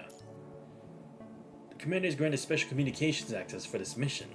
Please complete authentication and verify everything's working. Once confirmed, we can depart. Understood? Kamui directs the act immediately, attention sharp as he begins operating his terminal. Just please don't let us have another crash landing again. I've had enough of those.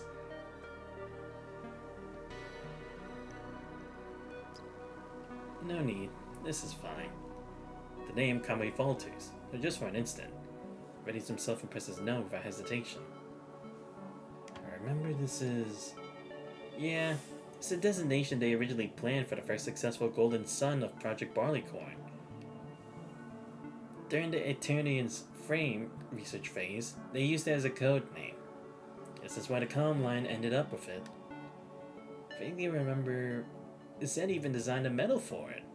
Created with that designation, especially made for the first Golden Sun. Whoever earned it could wear it right here on the chest for everyone to see. This. Can't really remember for sure, but hey. Maybe I even got to touch that medal with my own hands back then.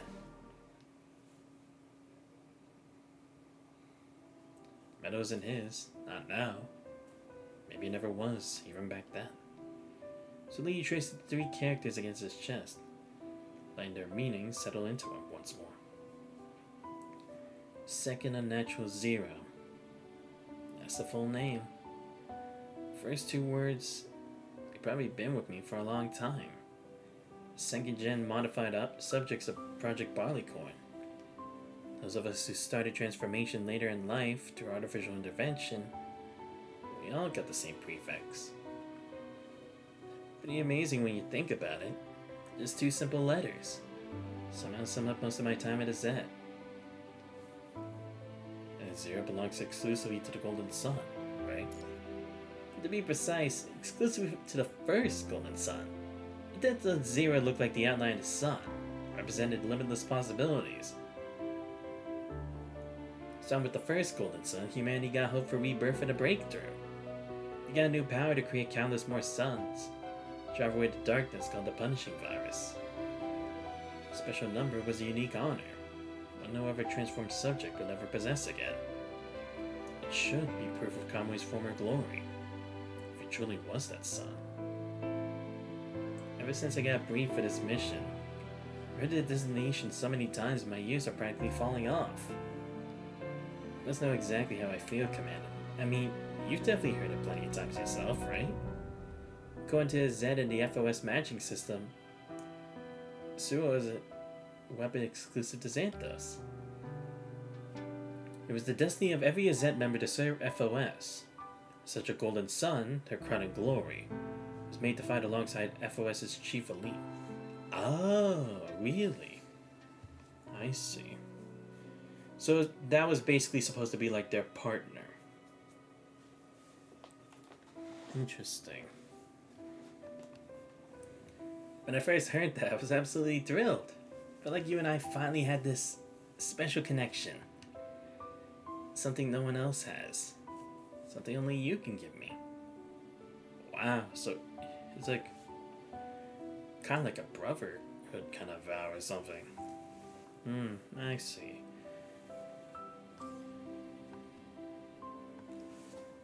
Plus, Suo is a symbol of incredible power. It means in future battles, I'll have the strength to protect all of you. This feeling is just amazing. So good that I want to stay with me forever. How would that signal the commander mentioned could mean? Till we confirm the truth, nobody can guarantee I'm still Suo. Of course, I'm not that upset about it. Even if it's not me, there are definitely other golden suns out there. Humanity will still have its protectors. It's just, call it my selfish wish. If I really am Suo, it'd be perfect. That way, as people keep failing to remember that they're still alive, I could definitely bring them back. His mind's shattered, broken bone that never quite healed. His mission carries all his hopes, recover what was lost, to piece himself back together. But he knows, weakness has no place when disaster strikes. His past pours around him like doubt made visible, whispering that light may never reach this deep. Broken bones don't bloom, they'll only grow into ordinary, forgotten mud. Kamui refuses to be mere mud. Mud can't become the sun, or can chase away the darkness that clings to the world. But if he isn't Suo, then how? How does he reach the dream? How does he reclaim what's already gone? But I don't know any Suo. Our paths never crossed except in FOS's magic system. The only one I know, the only one I understand, has always been Kamui. As long as you're Kamui, that's all that matters. Strike goes to said they wait for Kamui's return. When this mission was first conceived, they stopped calling him by name, Suo. So it appeared in reports, briefings, and every mention of him. Heard it so often that eventually started to believe it. Today, everyone calls him Kamui. Kamui Strikehawk, Kamui Babylon, Kamui who was once a human. Yeah, Xanthos, you're right. I am Kamui. No matter what happened before or what comes next, I'll always be Kamui. That'll never change. Something's really waiting for me up ahead, then let it come. I'm ready. Whether I'm Suo or Kamui, there are definitely things that only I can do. If that message was telling the truth, there's still people in the Zen who need my help. No matter who I am, I'll find them. I'll tell them, Kamui's here. I'm bringing him back safe.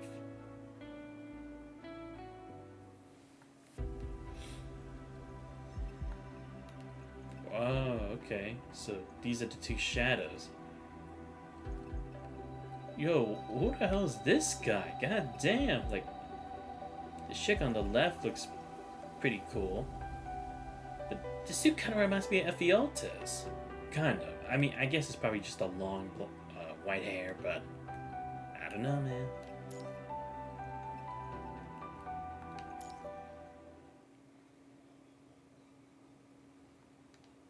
Because, I mean, Ephialtes always finds a way to come back. He was in Vera's story. He was in Discord's story too, right? Right? No, yeah, he was. But for a bit. Near the ruins of Azet. A small pebble arcs through the air, striking the metal door ahead. Posing no threat, yet still clank cars a brief sound into the silence of the rock desert. Is this Azet's version of a doorbell? Yeah, there's another way too. You can shout at the entrance, open sesame. That Kamui bends down, selects another stone, throws it at the neighboring door. This time, the door answers with a sound distinctly clearer than the last. That's it. Okay, jokes aside, I found it. The real entrance. Let's roll. But for real, I was just scouting. This entrance game is wild. These doors look exactly like normal walls to confuse intruders. Gotta figure out the real entrance by the thickness of the metal plating. Sneaky, right? Ah. I thought he was doing it so, like, if they had traps, then he would set them off. But okay, that's another good way to confuse them too. Kamui approaches the door, feeling along its side until he triggers a hidden mechanism. Pushes inward, but the structure shows no response.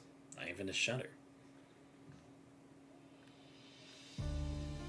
That's not right. According to protocol, as soon as we find the entrance and hit this hidden comp thing, someone's supposed to buzz us in. But again, that's like someone's... Oh, okay, right, because we thought people were still alive here. But now... You press the switch, but nobody's opening the door. The signal that contact the Babylonia is solid, then Azet's got survivors. They should know we're coming. Just to be safe, let me double check. I mean, we know an agent's there. Maybe they're busy running from him. Kamui pauses, considering, then brings his hand down against the metal plate with increased force. Reverberation sinks back to him, clearer now, feeling the rough thickness of the barrier. At the same time, his eyes catch on a crack that's running along the seam, where the door should seal shut. Someone's already forced their way through. Back up a little, Xanthos. Suspicion prickling at the back of his mind, Kamui rallies himself. Raises his weapon, swings at the metal door. It's not what a reception team should look like. Not going to the signal. On Watcher 6. Get the door open. On it. Kamui peers through a gap for a moment, then pulls hard to widen it. Metal door structure is already damaged, so it takes him a little effort before it gives way completely.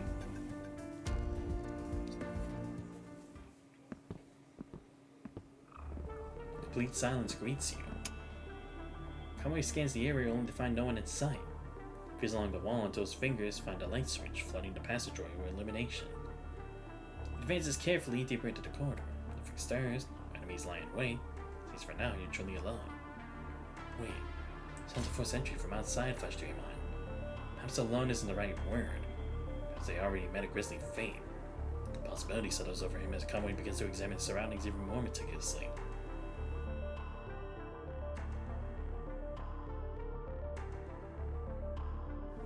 This is... Kamui's gaze catches on center indentations nearby. As the distance immediately, crouching to examine them with sharp attention. These are fight marks, like recent fight marks. No dust settled yet. And traces of the punishing virus. The signal did mention an agent attack. Yeah, that means we played it smart. No splitting up, Xanthos. I'm sticking close to protect you. Odds aren't in your favor. Kamui remains vigilant, weighing the possibilities as he searches for the path forward. Wait, the message board! I remember every entrance in the Azet has one of the emergency comms. If anyone left word, it'd be there. Memory's still hazy, but Kamui remembers roughly where the device should be. Jogs over to the message board he mentioned and presses the power button, racing with anxious hope. His relief, screen flickers to life. Please enter your designation for verification. Access to the message board will be granted upon confirmation of authorization. hesitates briefly before typing in a designation, one he's never once mentioned to another soul. Match successful. Designation Su-03. Member Kamui. Authorization confirmed. That's a different designation than from before. It's my training day's call sign. Told you about it on the transport ground, remember? Good thing it still has enough clearance. Anyway, I mean, we can't even get 100% sure that Suo is really me, right? So, rolling with something I know is mine just makes sense. Saves us time in the long run. Ooh, an unread message. Acknowledged. Displaying unread message content. Kamui, it's a relief to know you're still alive. Skip the formalities for now. Plenty of time to catch up once we're together. We were ambushed by an agent. After contacting Babylonia, we made the call to fall back to the comms room along with the device. We're aware of the situation. The solar instance we left for you should come in handy. Things are tense out here. Make your way over as fast as you can. Hold down the comms room until you arrive. Watch your back. Leif, huh? Does my name ring any bells?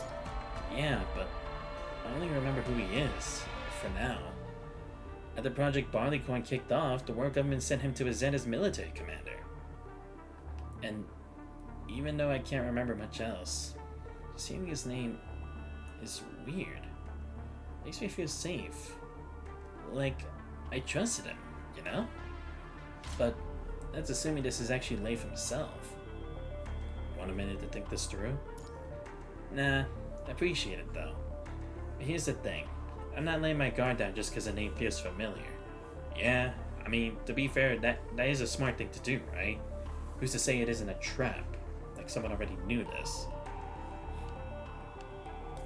Before we jump to any conclusion, I'll check everything and make sure you're safe, Santos. I won't let you fall into any possible danger, no matter what. This solar essence they mention is real? That's our first test. And here it is. Message boards in Azet typically have storage compartments built into their base. Researchers is sure enough, inside one of them he finds a solar essence message mentioned in the message.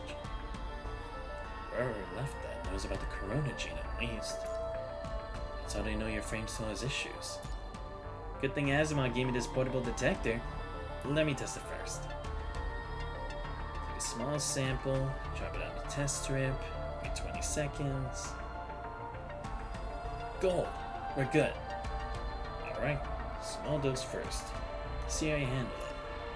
Stay careful. Yep, all set and ready for the connection. Alright, I'm with you.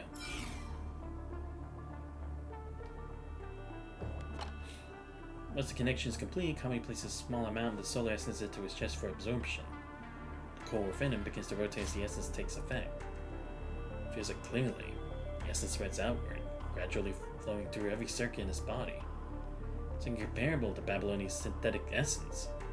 The surge feels different, more alive. Might finally be enough to break through the limitations that have bound him. Suddenly, a weight like thousands of tons of stones crush it down on him, forcing Kamui to one knee against the wall. At the same moment, piercing pain drills into his brain, finally tearing his mind apart before brutally fusing it back together. He knows this sensation all too well.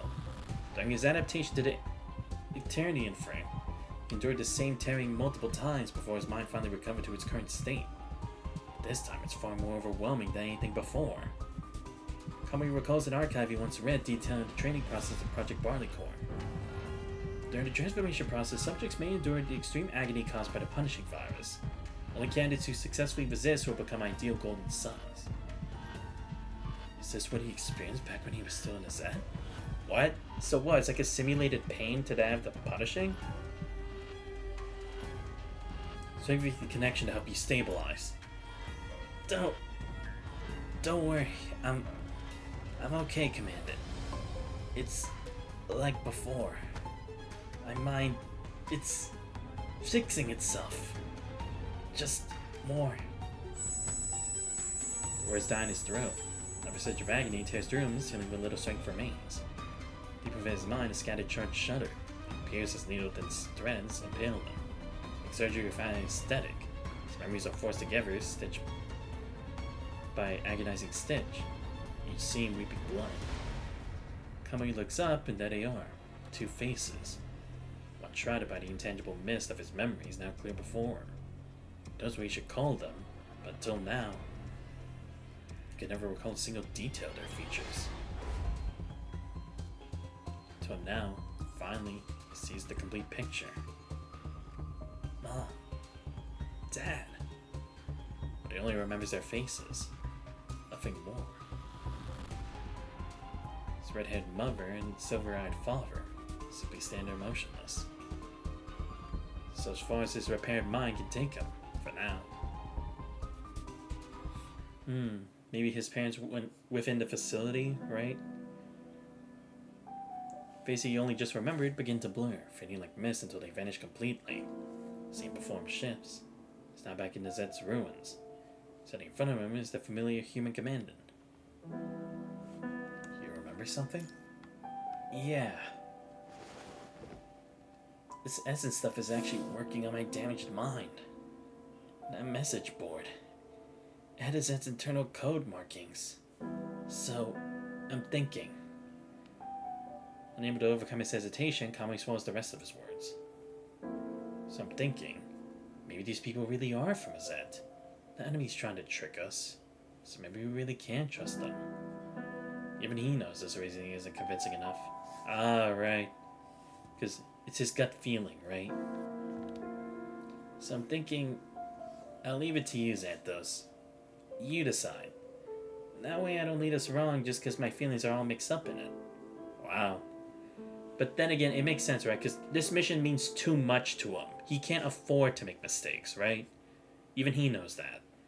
And at least with me here, he can at least think like, okay, at least I'm not in this alone. At least we can figure out more stuff together. My take actually lines up with yours. For real? Why? We already verified the essence is clean. There's no point letting it go to waste. You already made a solid analysis. Whoever left that message knows that inside and out. That's not nothing. If we want answers, we don't turn down leads. Besides, I believe your feelings actually matter. This is your past we're talking about, so I'm not tossing that chance aside. I'll hold on to that hope with you. Alright, then let's do this. Together. We'll finish absorbing the rest of the essence, then we move. The interval between the two absorptions is short, so there won't be any severe reactions. After absorbing the remaining portion, Kamui chooses not to linger and immediately heads to the next destination. If that message was legit, the survivors should still be holed up in the comms room. Problem is its passages are locked behind clearance levels. Different passwords for different paths. If I recall correctly, the comms room should be in a higher level path. Which means we hit the archive room first. Master access controls are there. We unlock the path in the source. This way. Follow me, Commandant. Your memory's already recovered that much? You know the whole layout now? Huh? No way! So we're looking for a map then? No. Okay, so here's the thing. Zed doesn't have maps. Let me think. What did they say back then? A map for your own home? Only a fool with no sense of north from south would need that. There's no place for those who can't find their own way. Well, I mean, to be fair, I guess, right? Because if they're always here all the time, they would have the sense of where to go, right? And again, better that people who try to sneak in here don't actually know the whole layout, so then they don't know what they're looking for. Yeah, so they got these signposts, but they're written in this specific code. You just gotta know how to read them. Maps don't exist. Well, then again, I guess this was top secret FOS research, right? So again, better to make sure this information doesn't go into the wrong hands. Which is clever, I will admit.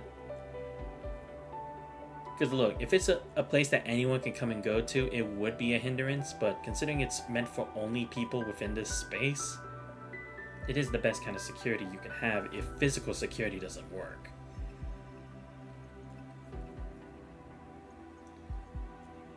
That's kind of throwing shade at a lot of people. Harsh, right? When I was a kid learning this system, I got chewed at constantly. As far as I can remember, this was just how it worked. Check it. See this symbol? It means archives room. That little symbol next to it is telling us to take to the left corridor. Let's roll. We're still hanging in the air, Kamui's hand closes around yours and tucks you onward, tracing the path you just described. Oh hey, wanna try guessing what the symbols mean, Commandant? It's actually super fun. Once you get the hang of it, you can navigate a Zed like a total pro. Solo mode unlocked. Perfect timing. Check it out. The 3 pathway signs, right in a row. It's literally the best teaching method. Just a tiny hint. Try using the coding patterns you already know, Commandant. Examine the signs for all 3 pathways. Sure enough, trace a familiar coding pattern reveal themselves in each one. The prefixes. Only 2 types. Probably logical functions. Affirmative or negative. The second sequence looks like accessible locations. This is why you use Xanthos. Your brain just works. Oh, I was hoping to actually solve it myself, honestly. Whatever. If anything, it's perfect for the better. You're totally right. The last sequence is the route directions. Like this one. That's the yes, this is the right path symbol. The one after, that's the archives room. This last bit means follow the corridor all the way to the end, then hang a right and we're there. I think I'm starting to get it. But the 3rd pathway symbols still look like directions at all. Oh, that one? That's a special creation. One of a kind. It basically means this path just loops you around in a big useless circle and dumps you back where you started. So maybe don't be that big dummy. Still fits the original purpose of the system. Someone who can modify the whole system like that. Had to be the leader. The archives are right, Zed's last leader was Odile. Your mother. Yeah, we're getting little pieces back about her. Exactly the kind of thing she'd do. Apparently her first idea was just to blindfold herself and scribble randomly. Whatever came out, that's the symbol. It's gonna be a secret code no enemy can ever crack. No one objected? She never got to pitch it. Dan intercepted that plan immediately. Talked it down to something that actually, worked. You're Tess, right? The deputy leader? Yeah, that's my dad. Speaking of these memories he never shared with anyone before Kamui's moon visibly brightens. Still can't remember most of it. It's more like a feeling, you know? Like, I just know back then life was good. Happy. That's probably because of how Zed was set up. Different from other military bases. Here it was all about families. Family garrisons, little units coming together to make a big one. Really hope I get it all back someday. Even these little pieces though, just thinking about them makes me happy. It must have been really worth holding on to.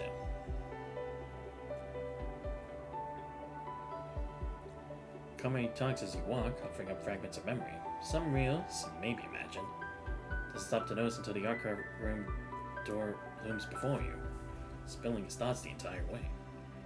Commandant, have I been talking your ear off? I'd like to hear more about your past. And when I remember more, I'll tell you. Every little bit. But now, let's head in. It's the joy of rediscovering something he thought was gone forever. Emotion wells up from deep within, impossible to contain. Desperate wish to share this happiness with the one who means everything.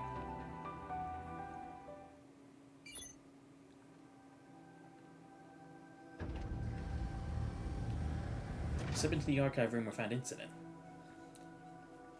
Someone's been using this place. Access permissions. Kamui's eye scans the electronic displays flickering on across the main console. A few death inputs later, and he's found a pathway to controlling access permissions for every corridor. Warning. Current account SUE03 Kamui does not have administrator access. Authorization denied. Please log in with an account that has administrator permissions. Account with administrator permissions? That had to be the leader. Kamui doesn't hesitate. His finger finds Odile on the login screen and types in the password without pause. 0329.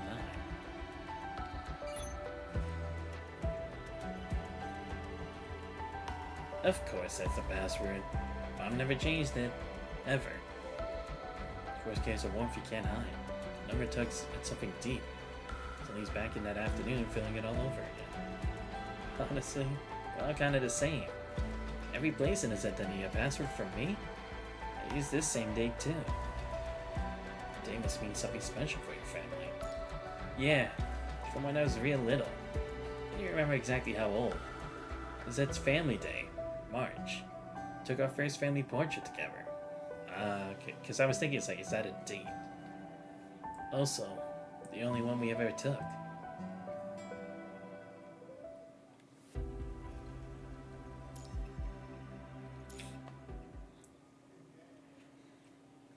Zip military base. Past. Why is this thing harder to operate than the latest issue weapons? Dill racked a hand through her hair in frustration. Scout fixed on a delicate gadget in her palms. It's elaborate for incomprehensible terms. White balance, exposure, color temperature. Eurydice had given her a thorough tutorial. She remembered that much. But the specifics had long since evaporated. Damn it, she thought bitterly. Information leaked from her skull faster than a bullet through air. Screw it. Let's just press something and see what happens. Is the sound off? Not even a beep or anything? You gotta be kidding me. Barely touched it and it's already busted. Thanks to a stubbornly unresponsive camera, Dizz's frustrations reached a boiling point. First instinct, as always, was to deploy her tried and true technique for malfunctioning electronics. It's all like smack. It had worked on tape recorders, televisions, and all manner of finicky gadgets of the past. Hand was automatically poised to deliver justice when she caught herself. Wait. Eurydice seems to really like this thing. With that realization, Oda's jaw tightened as she wrestled with the urge to give the device a good lesson. Trying still to figure out what to do next. Sorry, it's like, I'm trying to figure out how to say that other name that's like, I guess it could be Eurydice. Or Eurydice, but I don't know. Bending all hope of recalling what the various buttons actually did, she surrendered to pure instinct. Finger hovered uncertainly over several mysterious buttons before settling on that one, to her untrained eye. Looked most like a shutter release. She pointed the lens at herself and pressed it. The camera erupted in a rapid fire burst. Shutter sounds mingling with a strobe-like flash that caught Odile completely off guard.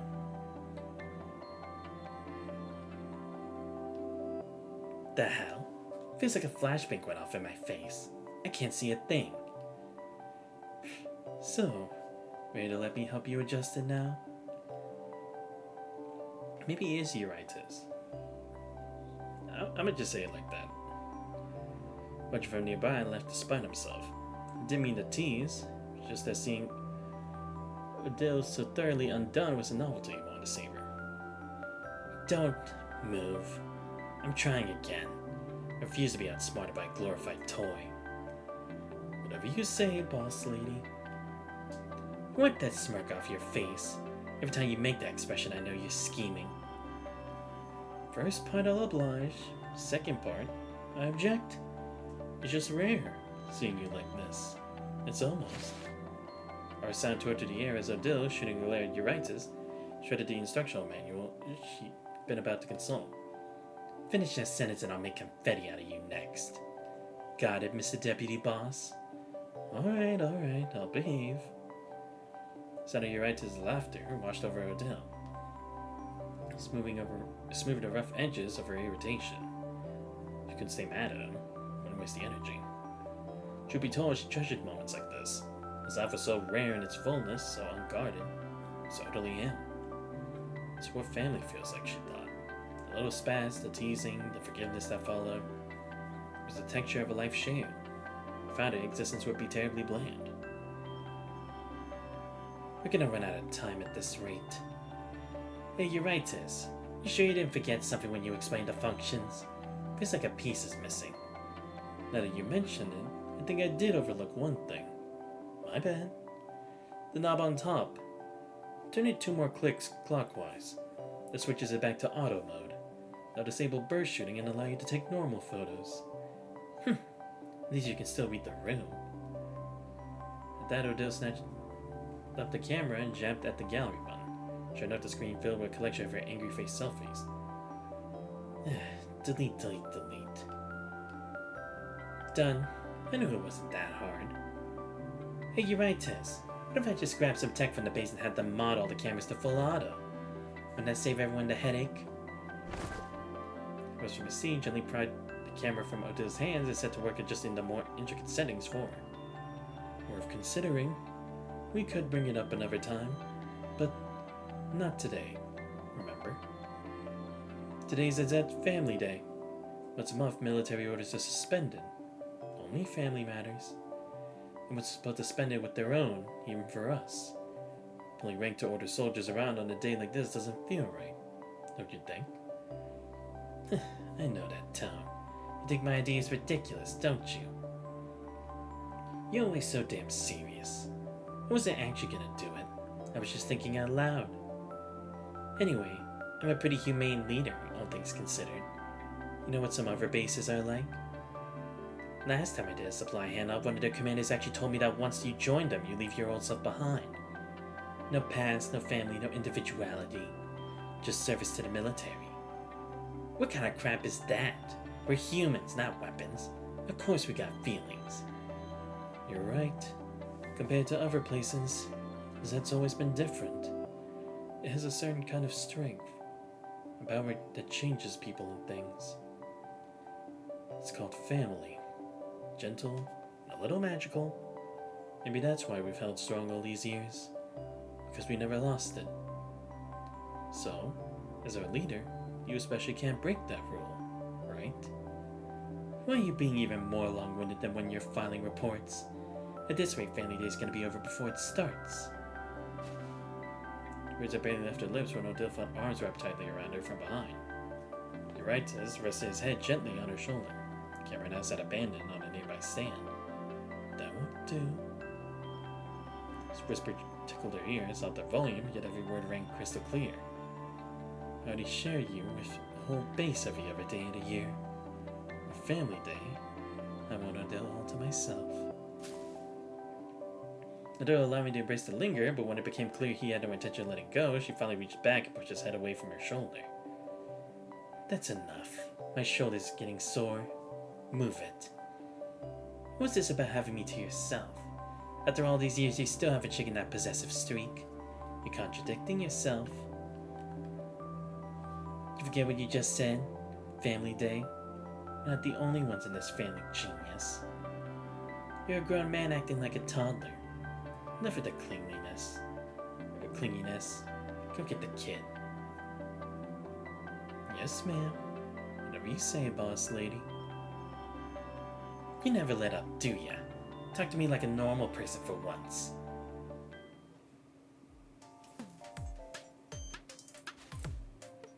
As he listened to Odell, Urites' gaze drifted and caught something in the nearby corner. A tiny, round, golden head peeked out only to immediately duck back into hiding. Perfect. Save him the trouble of searching. Without a soft chuckle already turning over how to coax a little one out of hiding. No need to go looking, but getting it to come over might take a different approach. What are you? Urites' words put Odell on alert. Gaze swept around, scanning. Sure enough, she spotted too. A little golden head peeking in and out. She always had good instincts for spotting things others missed.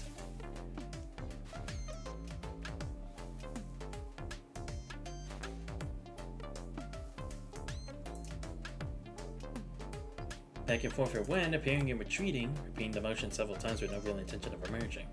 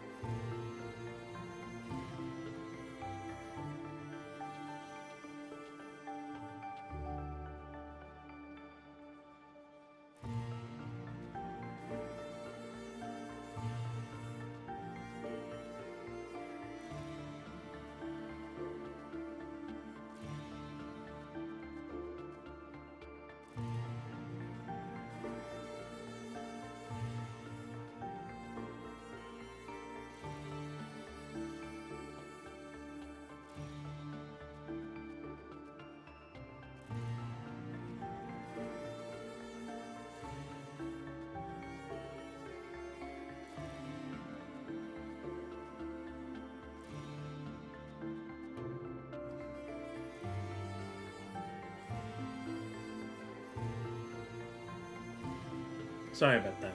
Need a little break to drink some water and have some of my chips. Um, let's see. I'll at least try to do some of this recent stuff. Let's see. The other one still won't come out. You know how he is. As soon as he heard Family Portrait, he shut down. So sulky in his room. Of course it had to be today. His higher-ups keep sending their people to bother me again. Every time they show up with their grand theories. It's like a grenade going off right next to my head. They still haven't given up. Last time they came, they mentioned a name. I believe it was Project Barleycorn. Wolves don't abandon prey. Just to catch a whiff of meat, they'll chase it forever. I still don't approve. That thing is far too dangerous. It only aggravates that's existing, you know, that problem. And from my past experience dealing with those people, I can't say they don't mean well, but at the very least they're hiding motives that wouldn't hold up to scrutiny. Yesterday, though, I saw the detailed project plans on the table. You left them there, didn't you? You're hesitating. You're not wrong. Those officials and their delusions. They'd love it if we were all nuclear bombs ready to shake the heavens. I couldn't care less about their ideas, but if it works, we could use it to save more people. And you know about that problem. Right now we've got no way to fix it, as it's been suffering from it for years. But if Project Barleycorn succeeds, maybe we finally can. I told them I'd think about it. If we actually start implementing, we'll have our hands full after that. Then we definitely need to take this family photo today. If we postpone, no one can guarantee we'll find the time later. Alright, do it like this, and after finishing his conversation with Dill, Eurytus turned and knocked on Kamui's door. Kamui, come here. Dad has a little secret to share with you.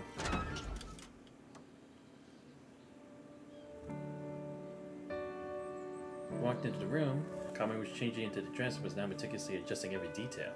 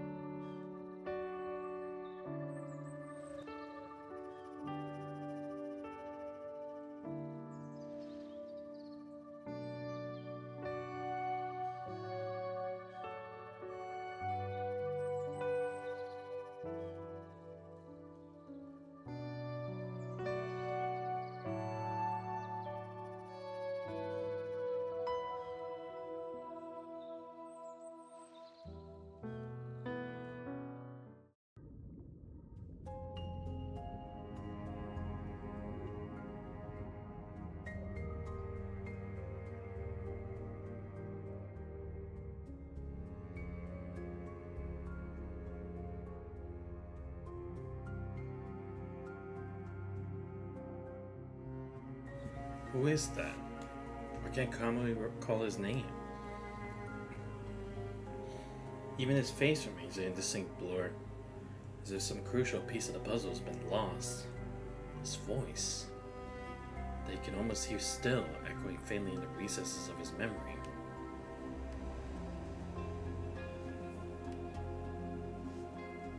Right, because they said the other one, right? So like a sibling. Kamui! Familiar voice pulls Kamui out from the depths of his memory. Huh? Oh, sorry. I totally zoned out there. It's just... I finally remembered something specific, you know? I could not tell you about it. Yes, something you triggered it. You mentioned another child in your family. Yeah, his name and face. Parts still drawing a blank for me. Thought for sure I'd see him in the family photo, but of course that's exactly where the memory cuts out. I really want to know who they were. What we had. Nah, whatever. We'll deal with that later. Once my mind recovers more, it'll all come back. I know it will. Okay, so, the archive room. Right. We need intel. Project Barleycorn, Fallow Tree stuff. It's all high clearance, so it'll be tucked away somewhere secure. How about we split up? You keep digging through the electronic data, and I'll hunt down any physical docs I can actually remember existing. And hey, if we find my personal archive or something, we might just crack this whole thing wide open. If I never word, you both settle into the search. The electronic archives prove more orderly with neat directories and a logical structure. Kamui's personal file is exactly where it should be, found a mere minute. Wait, did he just say the follow tree stuff? Did we even talk about that? I don't think we connected the dots to it yet. Or maybe we're just saying, like, maybe we'll find Fallow Tree stuff because it has to do with FOS, right? Maybe that's just an implication that we're having.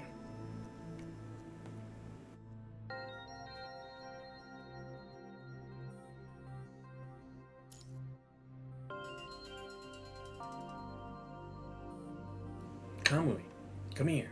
Look at this. Huh? What's up? You find the answers already? That's my commanding. Found my personal archive just like that. Let me see. Whoa, this thing is detailed, like everything since I was born. Delivery physician, prime education instructor, my parents.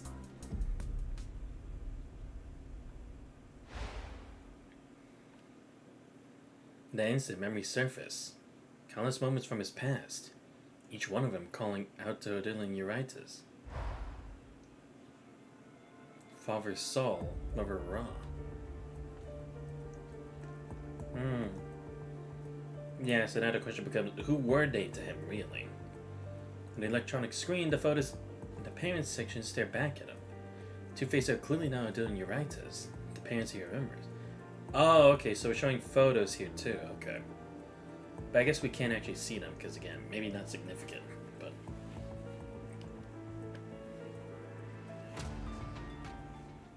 but why would he forget?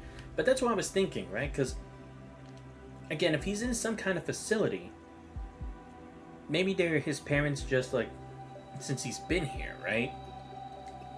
It's always the possibility, but...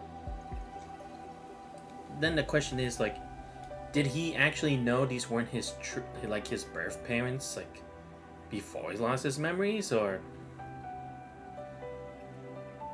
was he always under the impression that they were and never learned the truth? It's kind of what I'm trying to figure out. Or, I mean, to be fair, it could also be that it's like they're trying to hide their identities, because again, if they made this such a close guarded secret, like even just the instructions of how to get to certain places within the building, it wouldn't be too surprising that they put, like, some things as fake archives if it's too significant. We can still go a bit more. Let me change my AirPod real quick.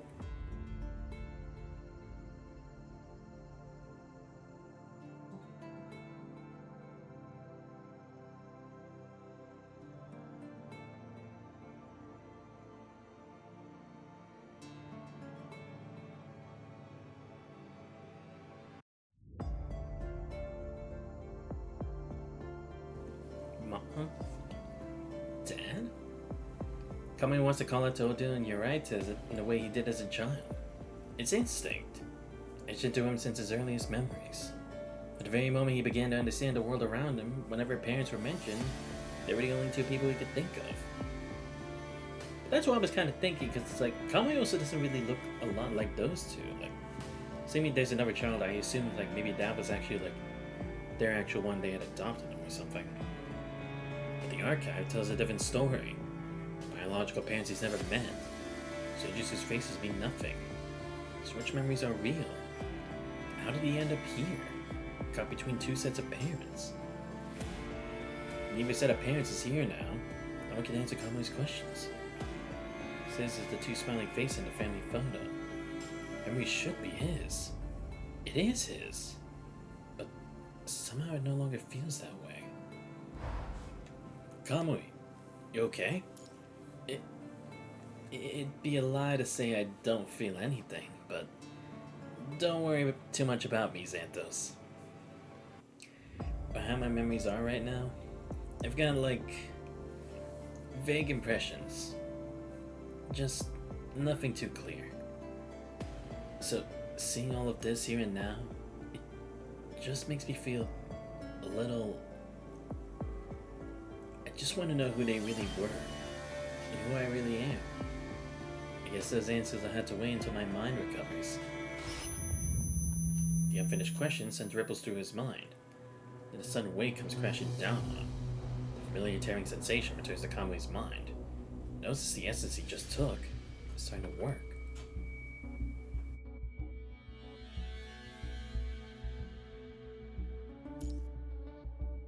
Kamui? Sit down. Easy. I got you. With your help, Kamui's doing this to the wall. His memories are like dust-covered puzzle. Now last the shards are fitting together. Mom. Dad. Our memories of them surface. His origins. His parents. And another child in his family. A young boy around Kamui's age who called their parents by the same names he did.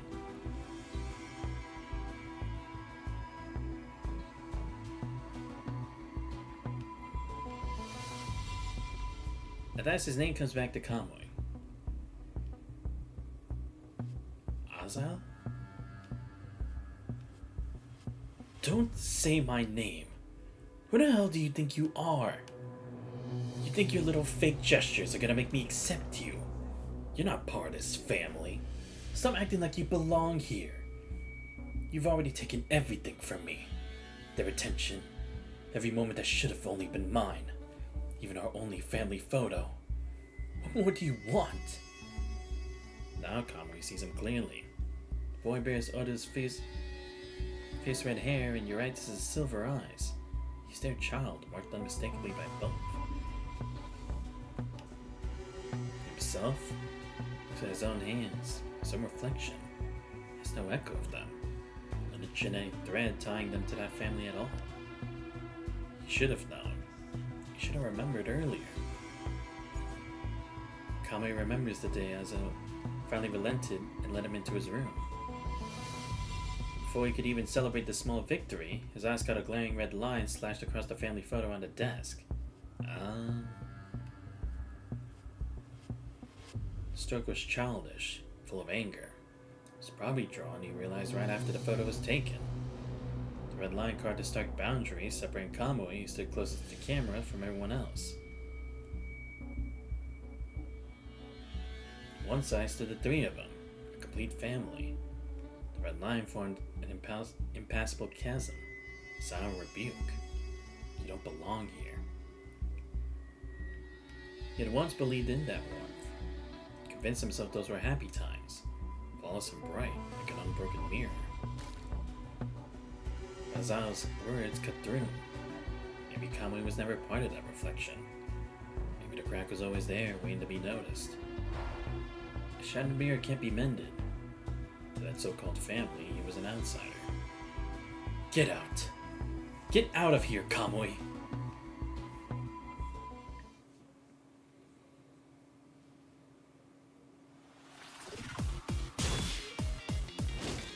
Through blur, the weapon grazed Kamui's hair. did not pull back in time. Her attack would have sent him flying several meters. Kamui's weapon clattered to the ground, severed. So did it deliver the final strike. The lower half slipped from his grasp and plunged into the air for a resounding thud. This was new to him. Children born to Zed were required to begin practical combat training once they reached a certain age, with the freedom to choose their own weapons. Back then, Kamui hadn't overthought his choice. He selected a greatsword, for one of the most powerful potential, never looked back. Buddha had called him a natural talent for battle. He rarely tasted defeat while mastering the blade. But today was different. Today marked Kamui's first humiliating loss. Even though his opponent was Odile, the strongest warrior in the Zed, he shouldn't have fallen so spectacularly. Something was clearly troubling him, disturbing his focus. Kamui stared at his halved weapon in silence. On a real battlefield, today's performance would have left him dead with no one to bury his remains. It was a fatal mistake, and he was prepared to face severe punishment for it.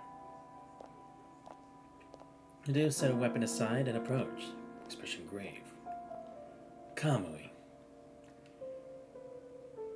explain to me yourself. What stupid move did you pull during training? What the hell was going through your head to make you screw up this bad? Yeah, it's... The boy's cruel words rang in Kamui's head again, each one a fresh needle of pain. This had happened 3 days ago on Family Day. But then Urites rarely claimed to be too busy, so he told the children to spend a day without them. As usual, Kamui brought snacks and a gaming console to visit Azael in his room.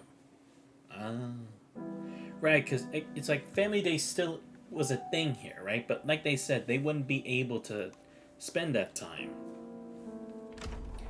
He should have known something was off the second he opened the door. Look at Azael's face left him cold. What are you doing here? Huh? Didn't Mom and Dad tell you? They're so busy, so I can hang.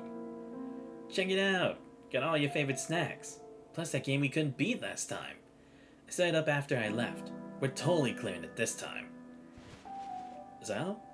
You okay? You seem kinda down. Is this stupid kid stuff all you ever think about? Huh? Oh, I get it.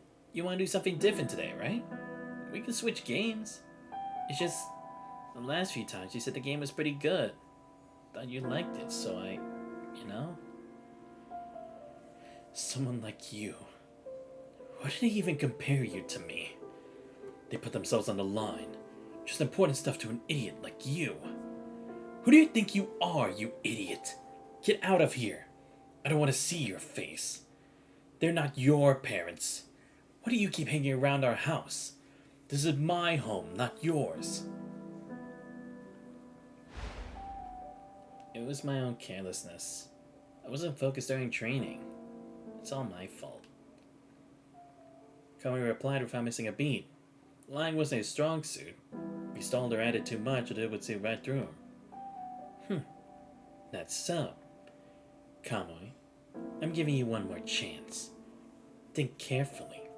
That's really all you've got to say? Yeah, that's it. I'll take whatever punishment's fair. Fine. Listen up. Starting today, your training regimen doubles. You're banned from using your weapon of choice. You only use backup gear from storage.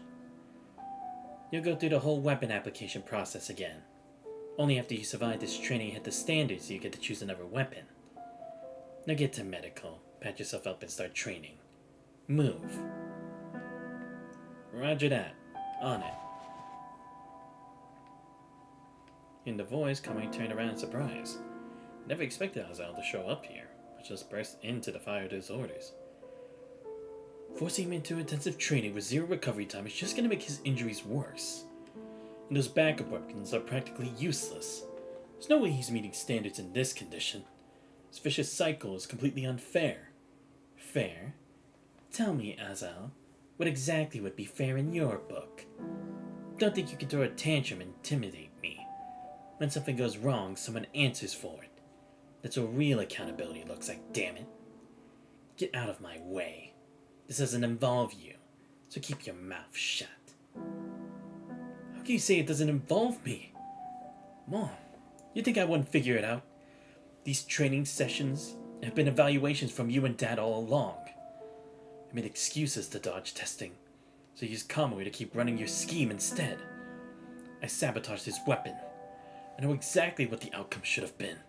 It's nowhere near as bad as you're making it out to be. Right, because I'll be honest, it's like, even Kamui seemed kind of surprised, like, or more like, he knew it was going to be a very severe punishment, right? Because, again, I'm not saying they're turning him into a weapon. It doesn't seem like it. Because, again, they're even allowing him his own choice of weapon.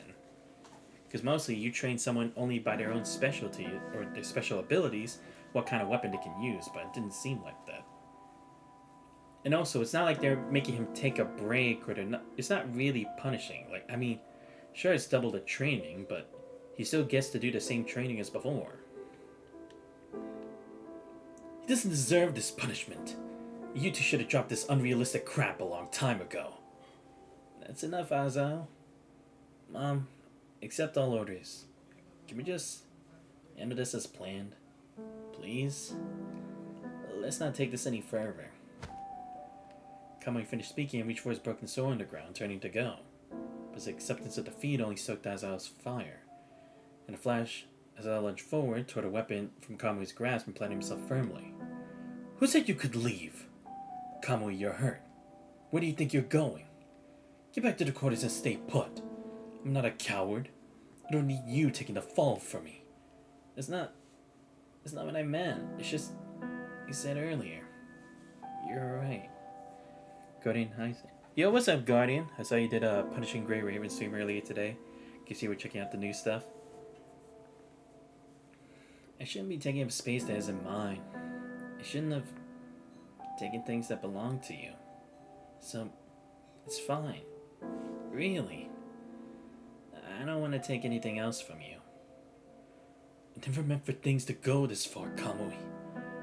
I want you to fail the assessment so you two finally decide to come clean. The duel closed the distance. A gaze swept over there, whatever fight they had in them drained away. Both boys looked at the floor, suddenly fascinated by their own shoes. Kamui, being kind doesn't mean being a doormat. You can't tell the difference, you're gonna pay a lot worse down the line. Yeah, I was. Had to go back to FGO tomorrow. They just did back-to-back events and I didn't read it last time. Other than one event, thinking of PGR, all I do is read story. Ah, okay. Fair. Oh, right, yeah, because there's that, like, event thing going on right now in FGO, isn't it? You're not the type to lose focus in a fight like some idiot. Let's stop carrying every piece of emotional baggage that comes your way. You've had this habit since you were little. You think if you don't tell us what's wrong and just patch yourself up in secret, everything will magically be fine once the wounds heal. Keep balling up the small stuff and it'll fester into something you can't heal. By then, regrets won't mean a damn thing. It's a rare summer rerun? Yeah, because I was going to say, it's like, I don't see that summer rerun that often. Like, I know the other ones, they basically are, like, almost yearly. That settled for Kamui, who turned her attention to Azal. Same goes for you, Azal. You'd better hear this, too. You thought a little sabotage wouldn't do any real harm, is that it? Who the hell taught you that twisted logic? Who the hell do you think you are? Like you said yourself, if I pushed Kamui through that intensive training, or if his Zed had been ambushed today and he'd face real enemies instead of me. Think about it. How bad could he have gotten hurt? Worse, would he have died out there because of this? Yeah, because I mean, it's like, that's the thing, right? Like, sabotaging a weapon that bad, especially in a place where training's involved, where they take their sparring sessions very seriously, it can be very detrimental. Like, even in martial arts, like, you're not wearing the right equipment, then the injuries can be much more severe than they initially would be. Like, what could be a regular just bruise or scratch could be something more. Once you start hurting him, intended or not, no one can guarantee those wounds won't break him. That's why Zed's always had one rule. You never deliberately hurt family, no matter how small it seems. If something had happened when that moment came, you'd never forgive yourself. Ever. I'm sorry, Kamui. Mom. I didn't want it to go this far. I'm not gonna run. I'll own it. Whatever punishment, I'll take it myself. At least you got some spine, but you're still naive. You're both getting punished. No special treatment. I told you, you both got issues that need fixing. So neither of you gets a pass. Both problems get handled. I don't want to be lumped in with him. And why are you still treating us the same? As though you lost your mind. You'd rather we play favorites with Kamui instead? You are playing favorites. Have those high expectations for him, treating him like he's me? Why? I'm still on Sky's patch. Do you like to chap yourself up? I actually do, because it's hit a very emotional turn just at the start of the first part of this floating record. And honestly, I'm also surprised this is a floating record and not main story. But I'm enjoying the hell out of it. It's about time we actually learned about Kamui's circumstances, and they're not disappointing because, again, it's like Kamui's very upfront about his emotions. Like, sometimes he tries to hide his concern and stuff with joy or confidence, but we always knew it's not like that facade would last forever. Actually seeing him very emotional in some of these scenes, it's pretty powerful. He's just some adopted kid. I'm your real child. He's not even family. Why do we waste so much effort on him? I'm dealing with who should matter to you. This scoffed softly as if she just said something utterly preposterous. That's even more ridiculous than what you said earlier. You really think a family's held together by something as flimsy as blood? I'm gonna tell you this one more time, Azal, and it's the last time. You, me, Kamui, Euraites, everyone else here, we all belong to one home. That home's name is Azet. There are no walls between family, and we all share the same duty, to protect each other, no exceptions. You see nearby, Oda picked up the worn book, found the first page, and held it up for Azal to look. You've been taught Azet's history since you were kids, but clearly none of it stuck. Azal, tell me yourself, what's in this photo on the first page? It's the founders of Azet. First group photo after they settled here. And among them, are any of them related by blood? No. They came from all over. Each of them lost their homeland to war. They met by chance, came together, and built Azet, and to create a new home. But they left descendants, didn't they? There are bloodlines that continued inside Azet. If Azet had relied on blood ties alone, it never would have become what it is today. Over hundreds of years, we grew from an unknown mercenary group into a major military base. What do you think drove that? Traced her fingertip to the second page, revealing an enormous world map crisscrossed with countless red lines. These are all the places our predecessors traveled. Wherever they shed blood, they brought back the ones left homeless by war. Anyone willing to stay was welcome, treated as family. We grew stronger because of that, but that growth also meant we needed more stability. Why do you think Azet gave up its freedom to be incorporated under the world government?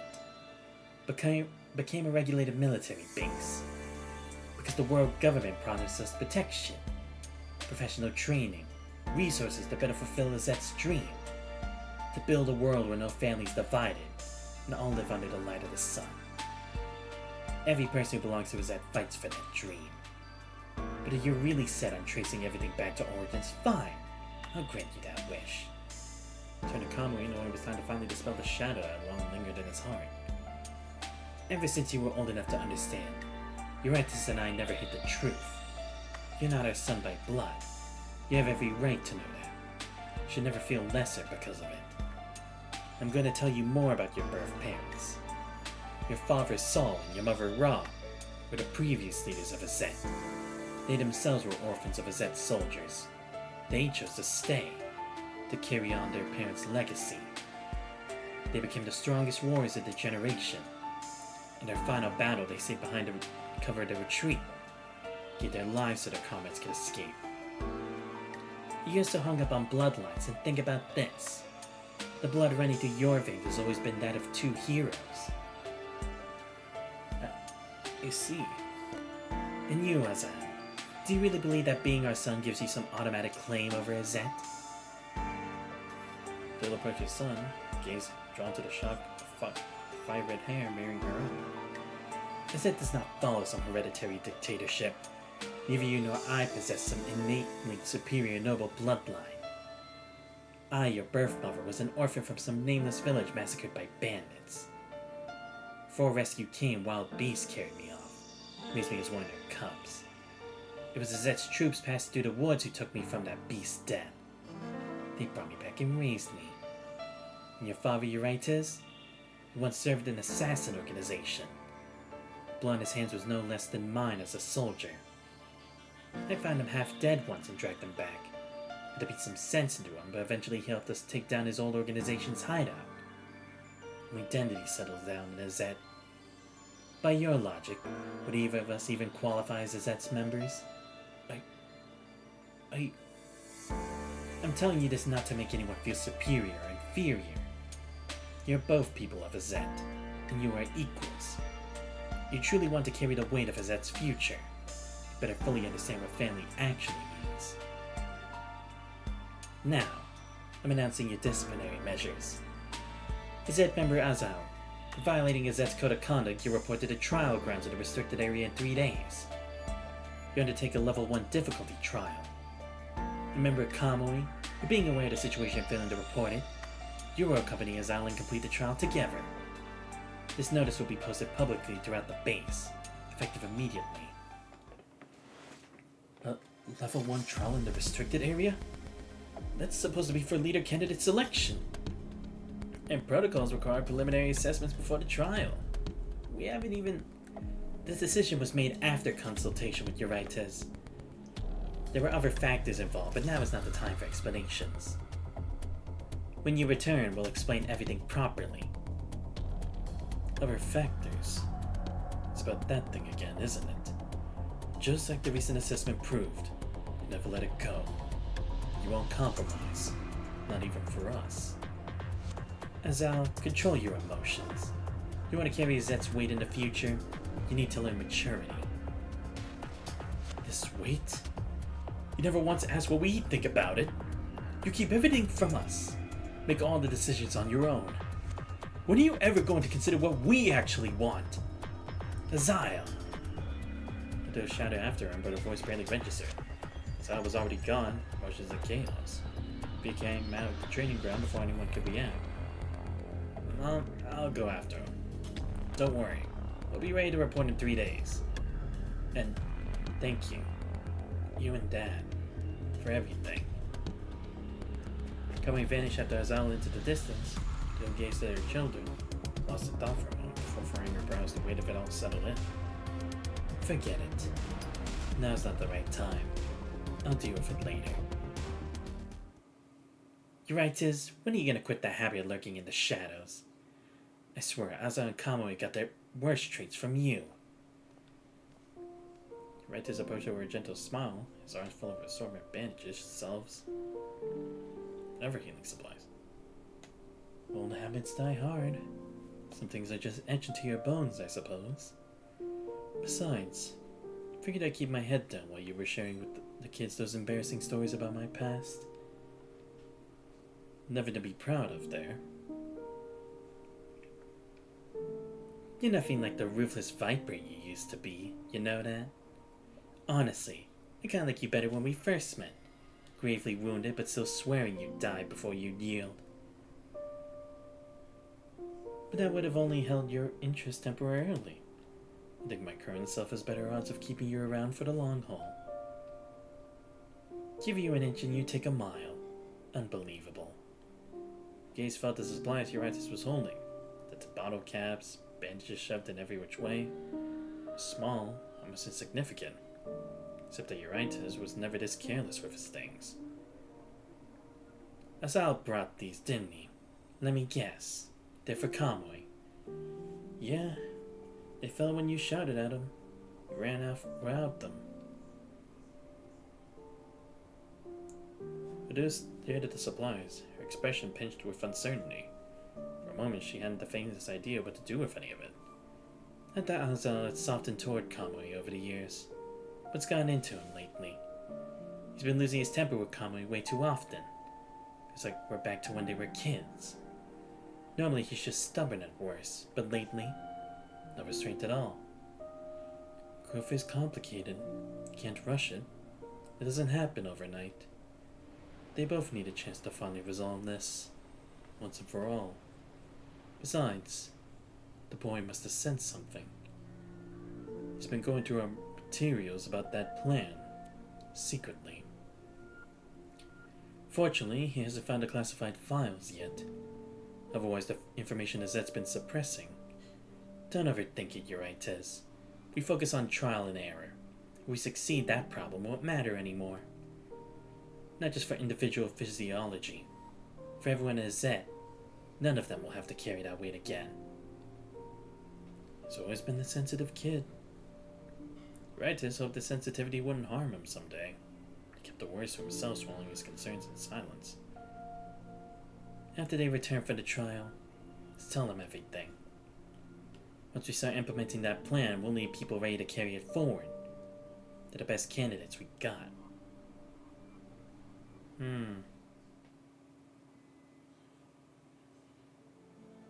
Should I go or not? It's killing me. Kamui thrashed in his bed, blankets and pillows taking the brunt of his frustration as they flew to the floor one by one. At least he thought bitterly he and Azal were grown now. Although Urites no longer walked in unannounced. Back in childhood, that door would have burst open already. He caught up to Azal after the training ground. Azal wouldn't even look at him, so Kamui had busied himself instead checking the supplies needed for their task in 3 days. But the real problem gnawed at him. His weapon was shattered. They had ordered Azal to hand over his compensation, but she hadn't said a word about how Azal would fight. Kamui had to fix this. This won't do. You can't just say you're doing nothing. We'll leave first thing tomorrow. I won't get another chance. Shut up from the bed. No time to waste, he decided to sneak into the arsenal now. Can Azal walk into that trial without a proper greatsword? Wait. Knowing Azal, he'd totally say who needs your pity, I don't want your charity, take your stuff and get lost. But what if I just swap weapons with him after we leave? Genius! Yep, that's the plan. He gave himself a little fist pump and took off toward the bedroom door. But last second, his feet skidded to a stop, hand hovering over the door handle. A beat of contemplation, chin thoughtfully stroked. Then with a grin, he pulled the door open. Knew it was you, Azal. My ears never lie.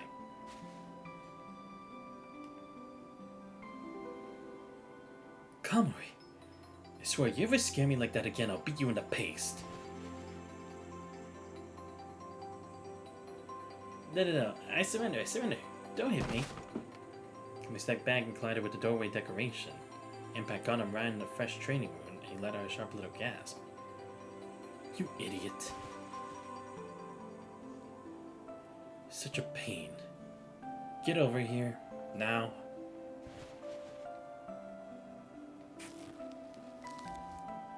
Suck it up.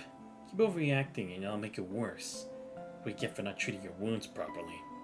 Let it be a lesson. You do this every time I patch you up, and a few days later you're back to being reckless. You never learn. The weapon.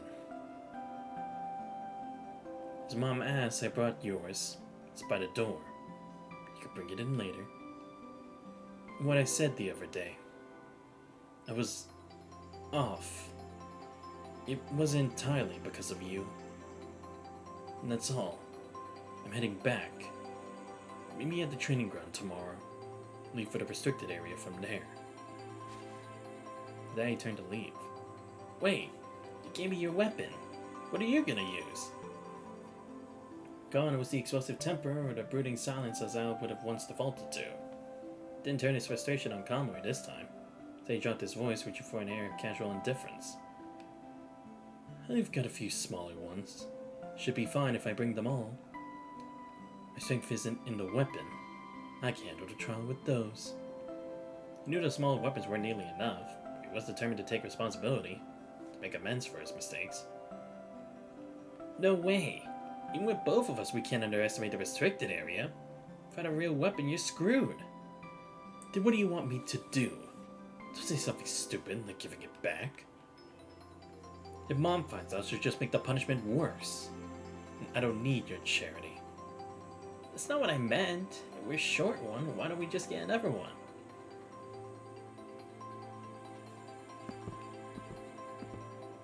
You mean steal one from the arsenal? Steal? It's not stealing. We're family. Mom said it herself. Figure it out yourselves. I'm not getting involved.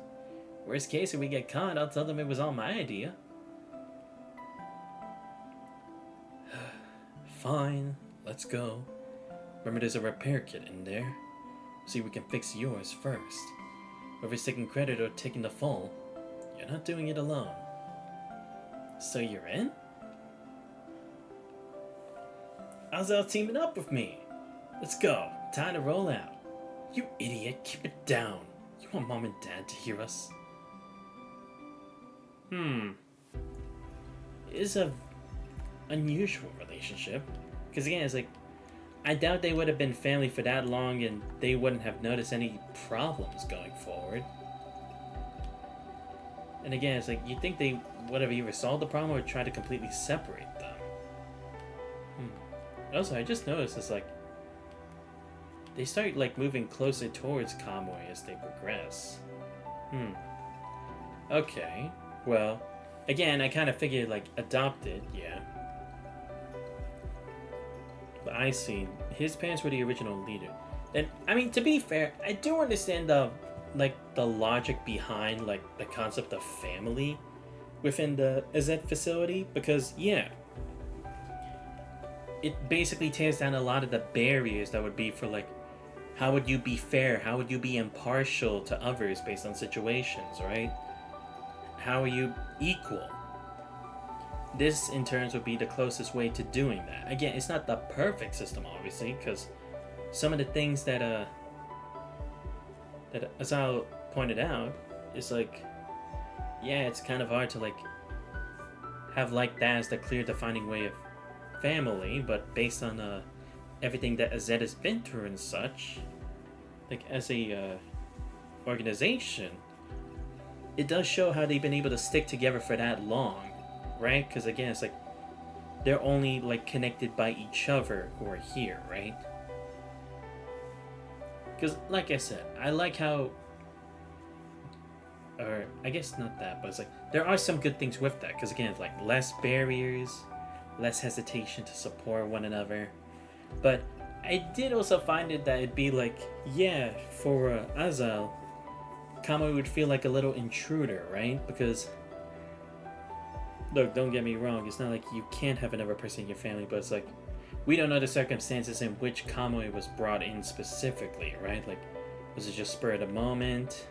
Was he okay with it initially? But it did make you think that, yeah, sometimes it wouldn't be acceptable because, again, that'd be like splitting the love that you get from your parents. It's not always true that way, but it's like there could be some cases where that sometimes is what the children feel like, right? When it's like, am I not enough for you? Why can't you just love me, right? Those thoughts will at least start to be in your mind. But it's interesting how they say it's like, it hasn't really been much of a problem, at least to this extent, until just now. So it's like, why do that? Is he trying to separate himself from Kamui intentionally, or is that really how he feels about all of this, or what? Again, it seems to be tied to whatever that plan is, but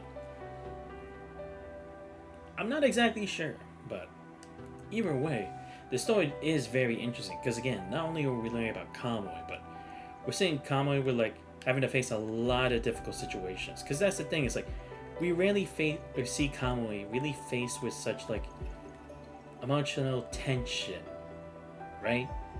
Because we had a little bit of it with like his little interlude, like regarding his teammate that one time, but that was the only one, right? But again, it's like he was very like true to his emotions at that time, but we hadn't really seen that ever be an occasion again later on in the story, whether it was Chrome or Wanshi or Kamu. So it's nice that we're actually getting this much of a close-up as to like what he really feels. How does he really think or process all this stuff that's going on, especially when it really hits home to him, right? Because it's like he can't run away from the truth. The truth will expose who he really is, how he really feels. And I think it's about time we had it, because again, we all know him as the, not laid back, but the nice guy who's always trying to keep everyone in high spirits, right? But no one can be like that forever. The armor will start to chip at some point. Whether it'll completely break down or if it's like that's still only just a part of him, but he's still more than just that, that's what we have yet to see. But the story's really getting to me already. I'm already very invested on this, right? And again, I am kind of glad, like, again, maybe it's not the entire story or something, but at least we got like an immediate like tell part way through the story that yes, these aren't his real parents. They're his adoptive parents. Like the real ones that already passed. I'm glad we already got that covered, because I'm like, guys, come on. Do we really need to keep this that much of a secret like throughout the entirety? That it's gonna be some huge lore dump or some big convoluted secret? It's like that didn't seem to be the case, right? Because again, their presence doesn't really tie into when that plan proceeds, right? It kind of already seems to be taking effect way after Kamui was already brought into the family. So I'm glad we got that out of the way. It's like, oh, we just like, we're holding it up just like as bait. Like, oh, you think something amazing is gonna come from this? Nah, it's just that, oh, it's just not his parents. His parents were these guys. So I'm glad we did at least get that out of the way. But again, is it really Aisling who's just here? Is it like actually someone else? Is it gonna be Aisling with a team or with a partner this time? And again, what will this whole thing with the gene lead up to in the end? Because again, the potential for it could be like it could restore Nervatia's memories, and hell, maybe even tell us more about the root and maybe even a final tree for all we know. And again, Liv still has some memories that she can't recall. Does it tie into anything like that? This looks like a long one. Yeah, but I mean, it doesn't feel nearly as long as like Nervatia's. But I mean, to be fair, Nervatia's was also a great story too. But also, I'm still surprised that this is a floating record. Like, I'll be honest, I really thought this was gonna be main story. So, I'm actually quite shocked that it is a floating record, because like I said, they were alluding to it in the main story. So I thought, oh, here we go, main story lore. But it's like, now it's a floating record. I mean, like I said, some details that we learned from here do actually take effect later on. Like the thing with Wan Shi, with Han Ying and stuff, that actually does like come into some part later, and with like Lilith as well. So it is gonna at least have like some relevance some way into it. But I'm curious as to what the logic is for making it just a floating record and not main story. Again, like I said, it's not a problem. I'm just curious why they would frame it that way, considering we referenced that was going to be something significant at the end of A Better Tomorrow. But again, we'll see when we cross that bridge. We still have a lot of the story left. Damn, I'm only 24%. That sucks. I was really hoping to get through a bit more of it, but I'm already like 3.5 hours in. And yeah, this story looking to be a long one. It might take 2, maybe even 3 streams to actually finish this. But we'll have to see. But like I said, very cool that finally Kamui gets his time in the spotlight. And I think that's what's really important for all of us. But yeah, we'll see how this goes. I'll see if I can find time another day this week to stream it. And if not, then I'll just go back and do at least one day of it next week. And see how far we can get with this. In regards to me actually pulling Kamui, like I said, I might not, unfortunately. Because like I said, if anything, I'd rather save up for the new Alpha frame. Because at least when it comes to this Kamui frame, it's not like a limited time like it was for Rosetta's new frame. So at the very least, there's a chance I can go back and just wait for like reruns anyway. Because to be fair, the reruns, it doesn't take that long for us to get a rerun on a new character. Let's be completely honest. Unlike at other times where it's like, oh, it's gonna take freaking forever before we ever get this character back again, like it does on like other games. So I can still do that eventually. Plus, I'm still fine with having Watanabe on my fire team. So I'm still fine. I don't have to pull for Kamui, but again, just saving up for. Well, Rosetta is a limited Liv one. Oh no, right, Liv. My bad. I confused it, or I mixed the two up. My bad. Yeah, you were right. It was Liv. Completely forgot about that. But yeah, anyway, still hyped to see where this goes. Why was this such a secret? And is there even a survivor for at the base, at the Z military base, right? Is there even a survivor at all? Was it a trap? Will we actually be able to save someone in time or no? And who would it actually? Do you do the base gotcha check yet? Wait, what? Oh, this? 30. Weapons are at 0. And, is this what you mean? Let's just be, hey, Yuki. Or actually, you know what? Fuck this. We'll do one more. Fuck it. But damn, seriously, I still haven't done like an actual like fighting thing yet. That's crazy. But yeah, you know what? We'll do one more.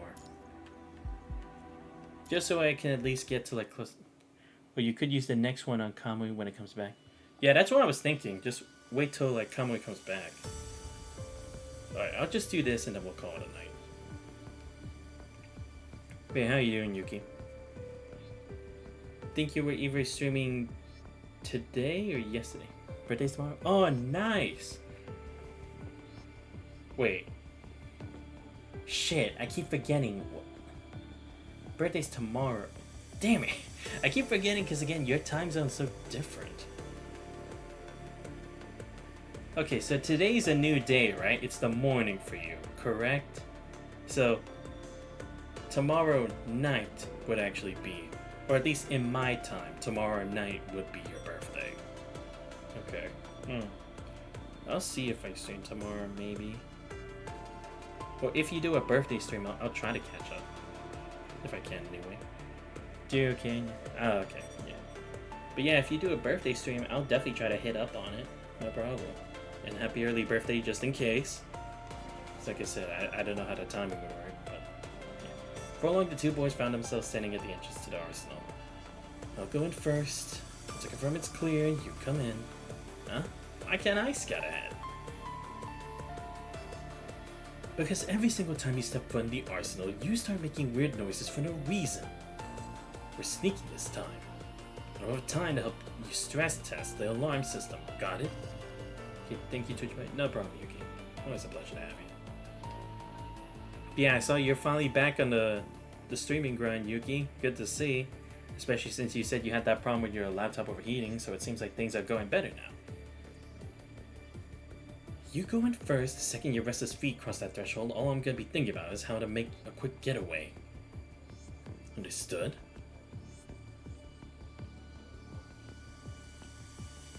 Keep an eye on the entrance. If anything happens, come in and tell me immediately. Huh? Wait, Azel. I think there's something... No time. Whatever it is, tell me later. Just watch the entrance while I go in. But... 3, 2, 1, I'm going in. Oh boy, what did Kamui spot? Seconds after Azel entered, the switch flipped. Dark swallowed Azel no more. The lights are on? Did we get caught? You could already picture it. Others standing before them, arms crossed, waiting for an explanation. At least Kamui was still outside. The boy had followed. We could still salvage this. It was my idea. I told Kamui I needed a replacement weapon. I made him break in here with me. Whatever punishment, put it on me. I'm not gonna run from it. His words hung in the air, met by nothing but an awkward echoing silence. Azel. So, there was this glow-in-the-dark sticky note by the light switch. It said, all alarms have been disabled. Remember to turn on the lights. So they just turned on the lights, and I was all convinced that Odo would catch them red-handed, blurted out all those embarrassing confessions. Why didn't you tell me earlier? I tried, but you said, whatever it is, tell me later. So I would have given anything to rewind time just for a moment to slap a hand over his own foolish mouth and silence himself before the words could slip out. Come here and get your weapon fixed. Yes, sir. On it. Kamui didn't press Azel with more questions. Subtle yet evident display of concern was more than enough to lift his spirits. They made their way into the training ground where Kamui's broken greatsword had been left, still embedded in the earth. Or so they thought. As they approached, the empty crack in the ground greeted them instead. Shattered blade was gone. It's placed propped neatly against the wall, so 2 gleaming new greatswords. It's even better than my old one, and they tweaked the details too. Zal noticed a sticky note attached to the sword handle and pulled it off. Don't forget to thank Mom for this. Fraser was unmistakably Uritis. Looks like Mom and Dad knew exactly what we were up to. They already got us set for the trial. I think he had sabotaged the sword, then hesitated and looked at the scene to make sure Kamui wouldn't actually get hurt. Seeing through ordeals in Uritis' eyes, it was nothing more than the child's clumsy attempt. It had everything under control for the start. Kamui had never been in any real danger. Well, yeah, we're family. We all know what each other's thinking. Know what they're thinking? That's exactly why I've been upset. You're talking about that thing you mentioned at the training ground today, right? You know about it too? You brought it up a ton. Of course I remember. Plus, you can tell Mom and Dad have been getting ready for something lately. This trial to the restricted area is gonna be connected, yeah? Even you noticed. And they still won't level with us. Don't be like that. For the way Mom was talking today, things might change once we're back from the trial. If nothing changes, we'll corner him together. You still won't talk, we'll dig it up ourselves. Whatever happens, just don't lose hope. As long as we stick together, we can handle anything. You really haven't changed at all. Sitting next to you makes me feel like a coward. But seeing you like this, it's not too bad. I'm sorry, Kamui, for everything I've done before. It's cool, really. We're family, right? We'll get through it. Even the closest people clash sometimes. What matters is talking it out. Besides, I got total faith in myself. I believe we can make our own destiny. I'll win everyone over with my actions, so they won't have a choice but to be impressed. Leave this trial to me. I'll protect you and I'll take care of you. Promise. You idiot. Christopher began thumping Kamui's back, coaxing air back into his lungs. Truly was a hopeless fool, as I thought. Kamui, you really are.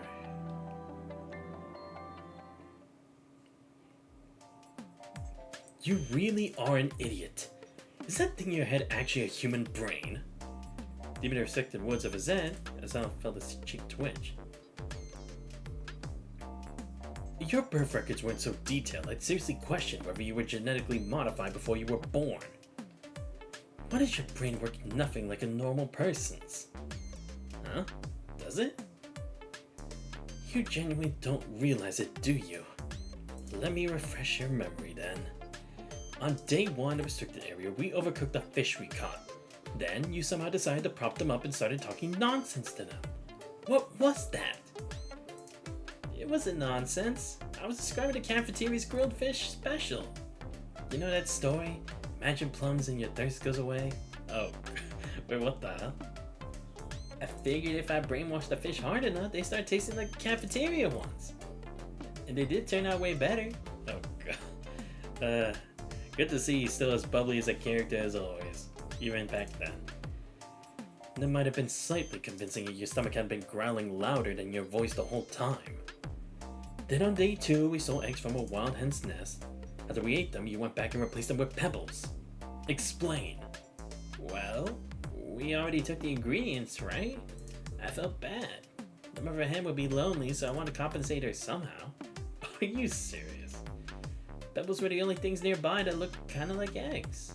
Figured she wouldn't feel so alone while waiting for the next batch. Oh, she wasn't lonely at all. She was too busy chasing you down, pecking your head the whole way. I spent an hour pulling feathers out of your hair. And day 3, why did you mock that wild bird? Do you have any idea how insufferable it was when you started screeching with it? That wasn't just any bird. I remember its species always nest near water. You were scratched up by those thorn bushes. We need to clean your wounds if we were low on water. I thought, why not try? And it worked. The pressure was so good that it thought I was one of its own. Led us straight to a clean stream. It didn't think you were a companion. It thought you were a female bird and spent the entire day trying to court you. We even had to leave before dawn just to lose it. Oh my god. God damn it, Kamui is just so awesome, dude. Like, oh my god. And today, the pot burned. We have backup cookware. Why were you scraping the burnt fruit off the bottom? Huh? Didn't you say we were running low on ingredients? I figure I tested. What if burnt fruit wasn't so bad? Then nothing goes to waste. Saw his attention wavered for just a moment, but it wasn't long enough. Kami's hand shot out, grabbed a piece of charred jerky and stuffed it into his mouth. Not bad at all, genius move honestly. As if saying. Azael's smile was terrifying in its emptiness. It was the look of a man who had passed through frustration, through anger, and arrived somewhere beyond caring. You've actually been useful these past few days, so I'll let it slide. I don't have the energy to deal with you anymore. But from now on, Kamui, keep your guard up and stay in my sight. Don't wandering off to do stupid things alone. You must have noticed it too. Something's wrong with the restricted area these days. I know. Good news is, we're close to the end. Once you find the exit, we're out. Wait, you've actually been behaving for a while. Ever since the danger picked up. What's with the sudden relapse? Oh, that? Doesn't matter. I just know you've been all tense and gloomy, so after letting all that out, feel better now? I'd feel a lot better you stopped charging headfirst into every beast attack like you've been doing. I'm not your backup. Stop underestimating me. I'm just as capable as you are. Of course. I know you're awesome. If you hadn't had my back during those ambushes, I'd be way more banged up. That would have sucked. At least you know it. Wash that grime off your hands at the river. Fill the canteens. We need to keep moving. Suddenly they both freeze. An unnatural silence descends while the usual ambient sounds of the area. Something was wrong. It was just quiet. It was a dead zone. A patch of stillness that screamed of a hidden waiting threat. Grab your weapon. Got it. Their gazes remained locked on the brush. Every muscle coiled for an imminent attack. Stand up stretched until finally the undergrowth rustled. A moment later, a wild wolf emerged. Just a regular forest wolf, and it's all alone. We don't provoke it, it shouldn't attack. Quiet. We were slowly out of its sight line. Wait. No, don't move! Behind him, danger stirred and Kamui caught it first. Sand shot out, seizing Azael by his clothes and yanking him backwards as something lunged for the space where he'd been standing. It's a pack. By the looks of them. They're setting up an ambush. Yeah, because I was like, dude, it's clearly that it's just the leader is just there, and then the rest of the pack are gonna follow. There are too many of them. Damn it, why do Luck have to run out today? First wolf hadn't retreated. Far from it. Unsettling confidence began to advance. Each deliberate step eating away the distance between them. Around them, the rest of the pack waited patiently. That one's the alpha. What's the call?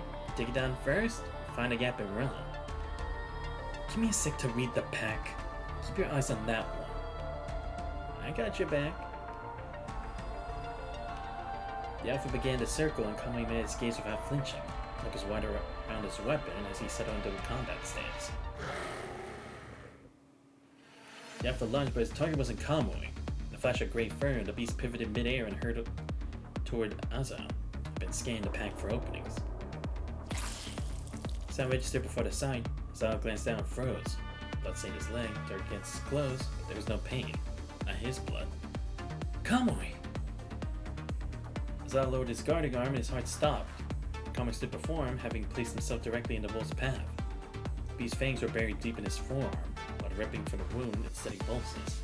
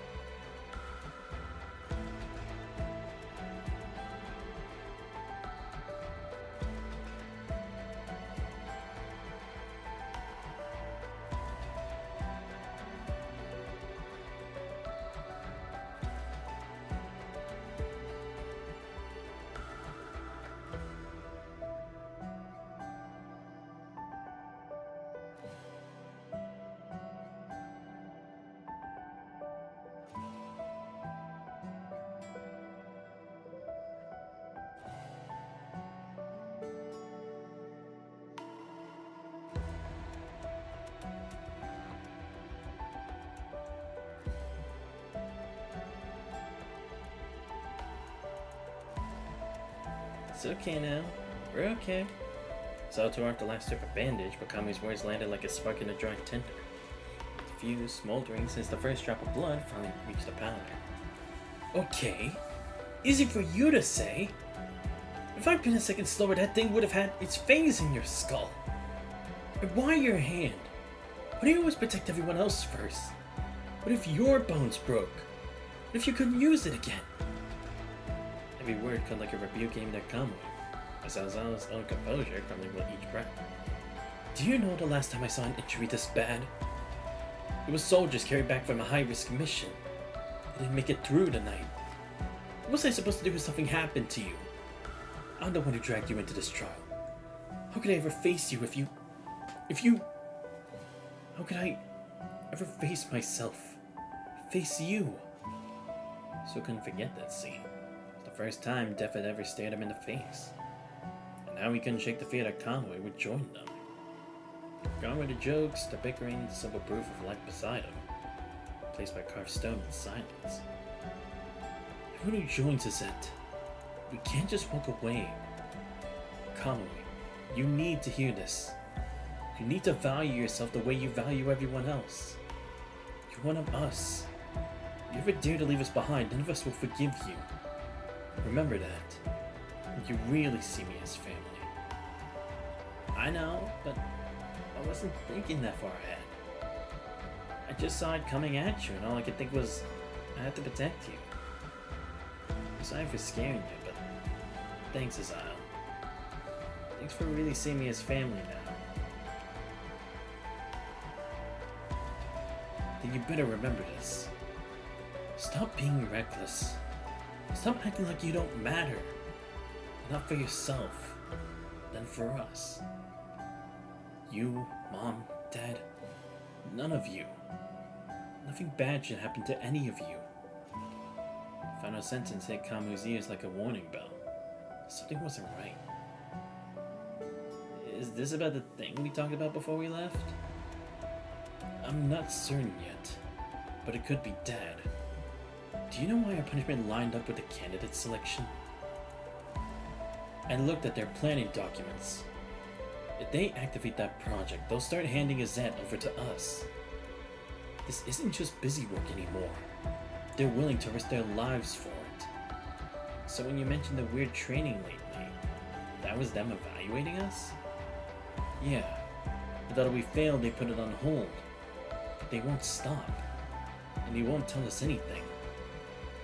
I even saw death risk documents signed by them. I couldn't think straight for days.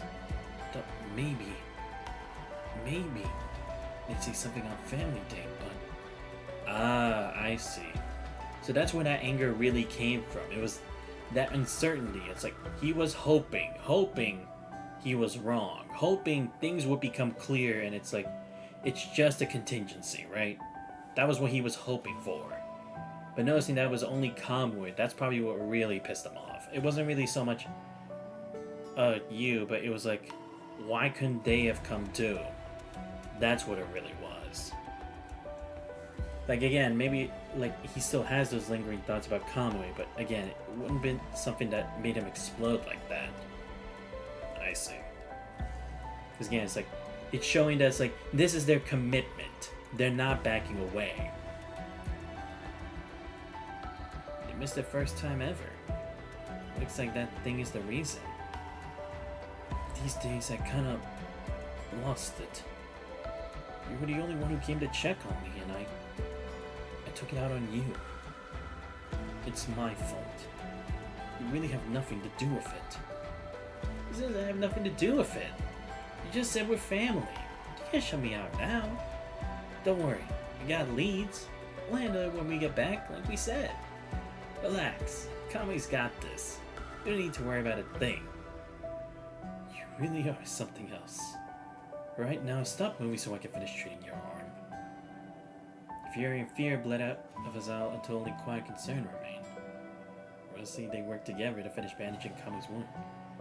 You need real treatment back at Azet. I'm calling Mom to end this trial early. Take whatever extra punishment they give. I'm right there with you. Whatever happens, we face it together.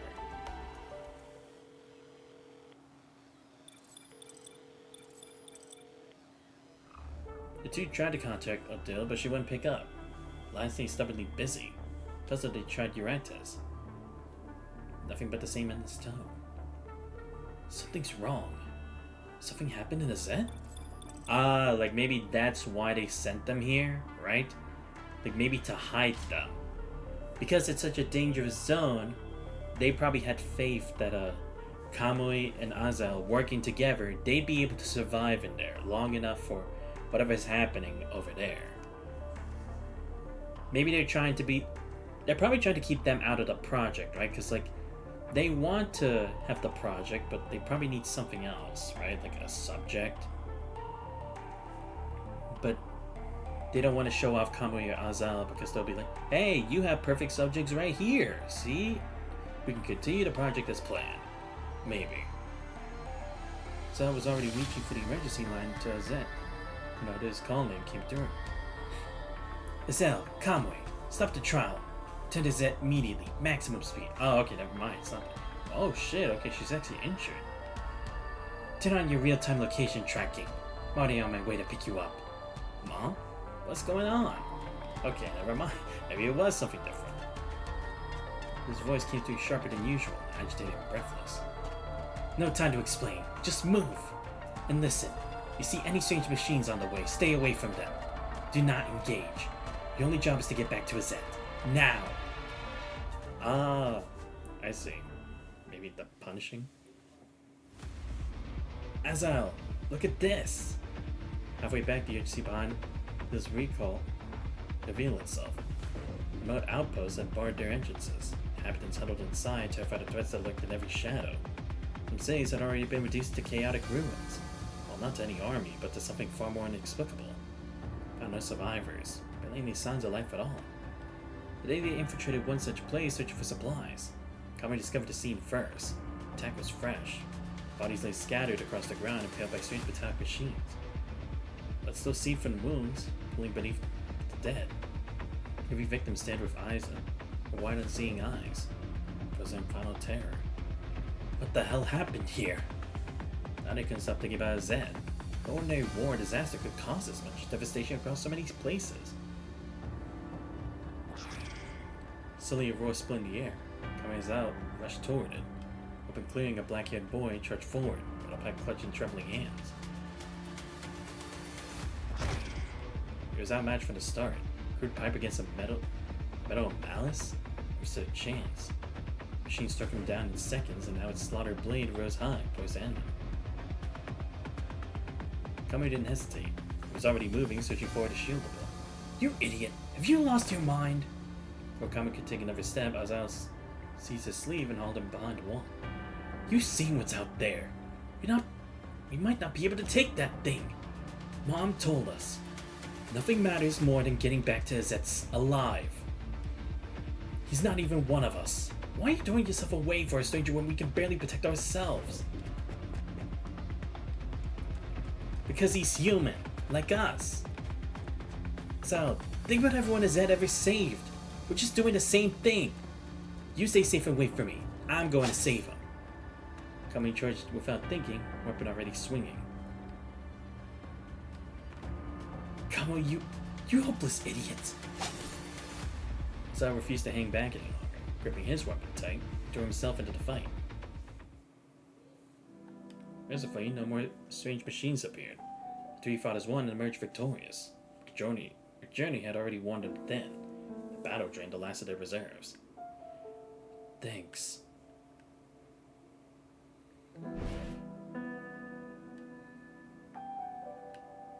No problem.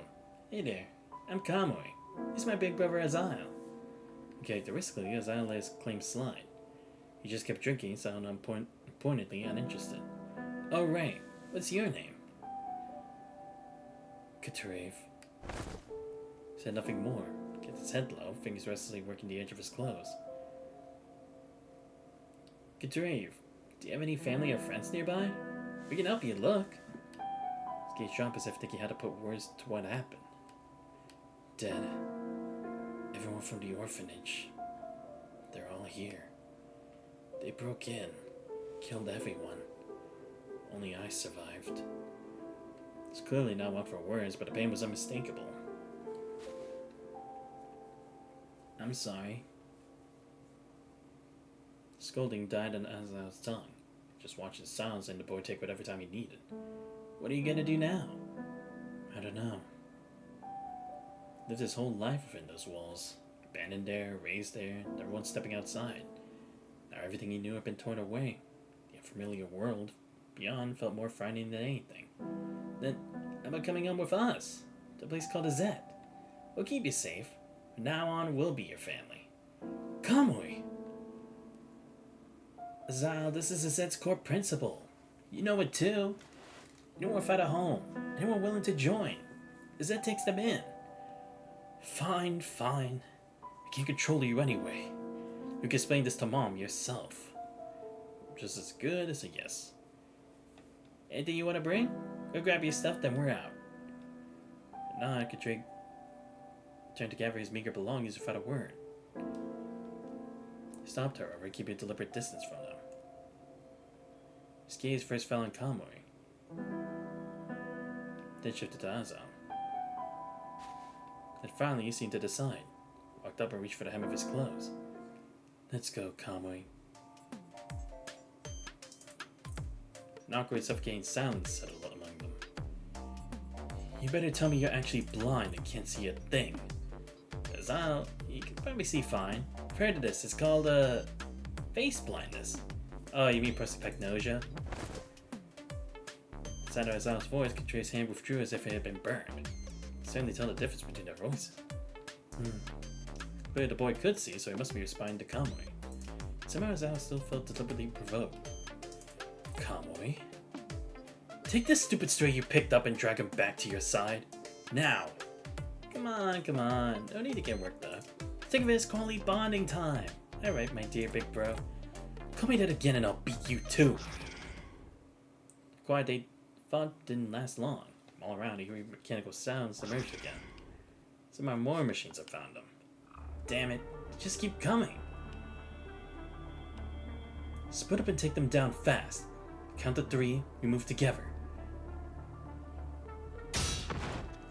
Before they could reach their targets, the machines began to fall. Not from their attacks, as they hadn't landed a single blow yet. You're in my way. Back off!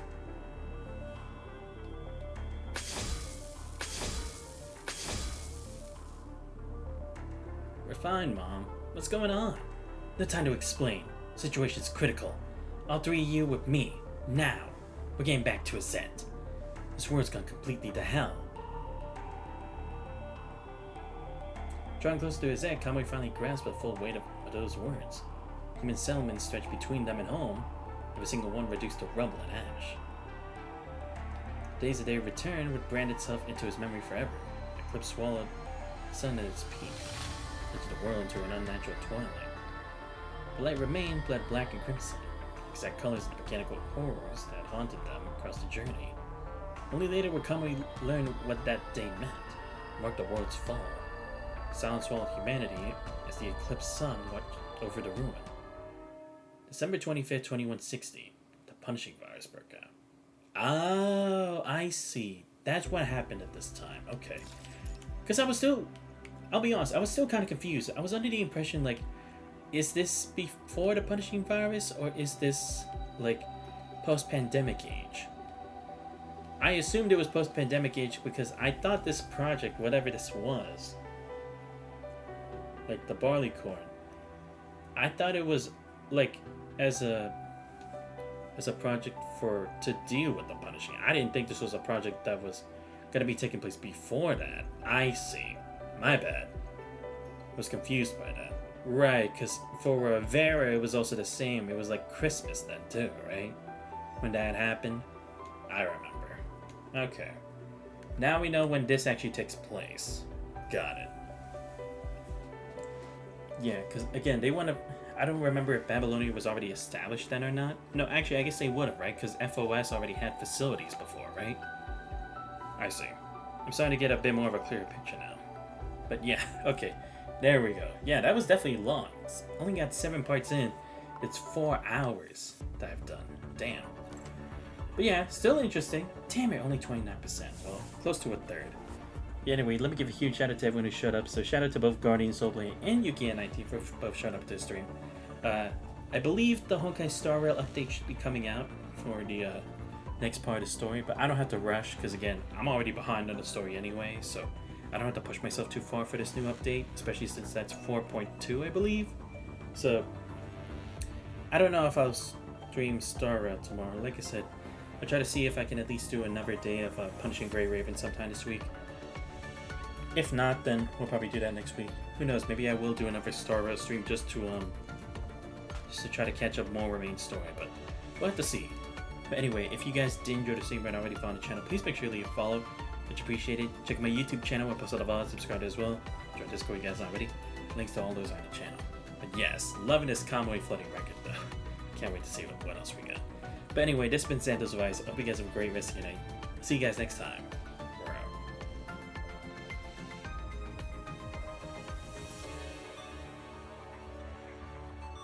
ミラーケーキを持ってきたの。理事会のアフタヌーンティー用よ。私は甘いのが苦手なんだけど、あなたはどう？一つ言っておく。科学理事会にアフタヌーンティーなんかない。それにネイティアは大の甘党だ。おしゃべりね。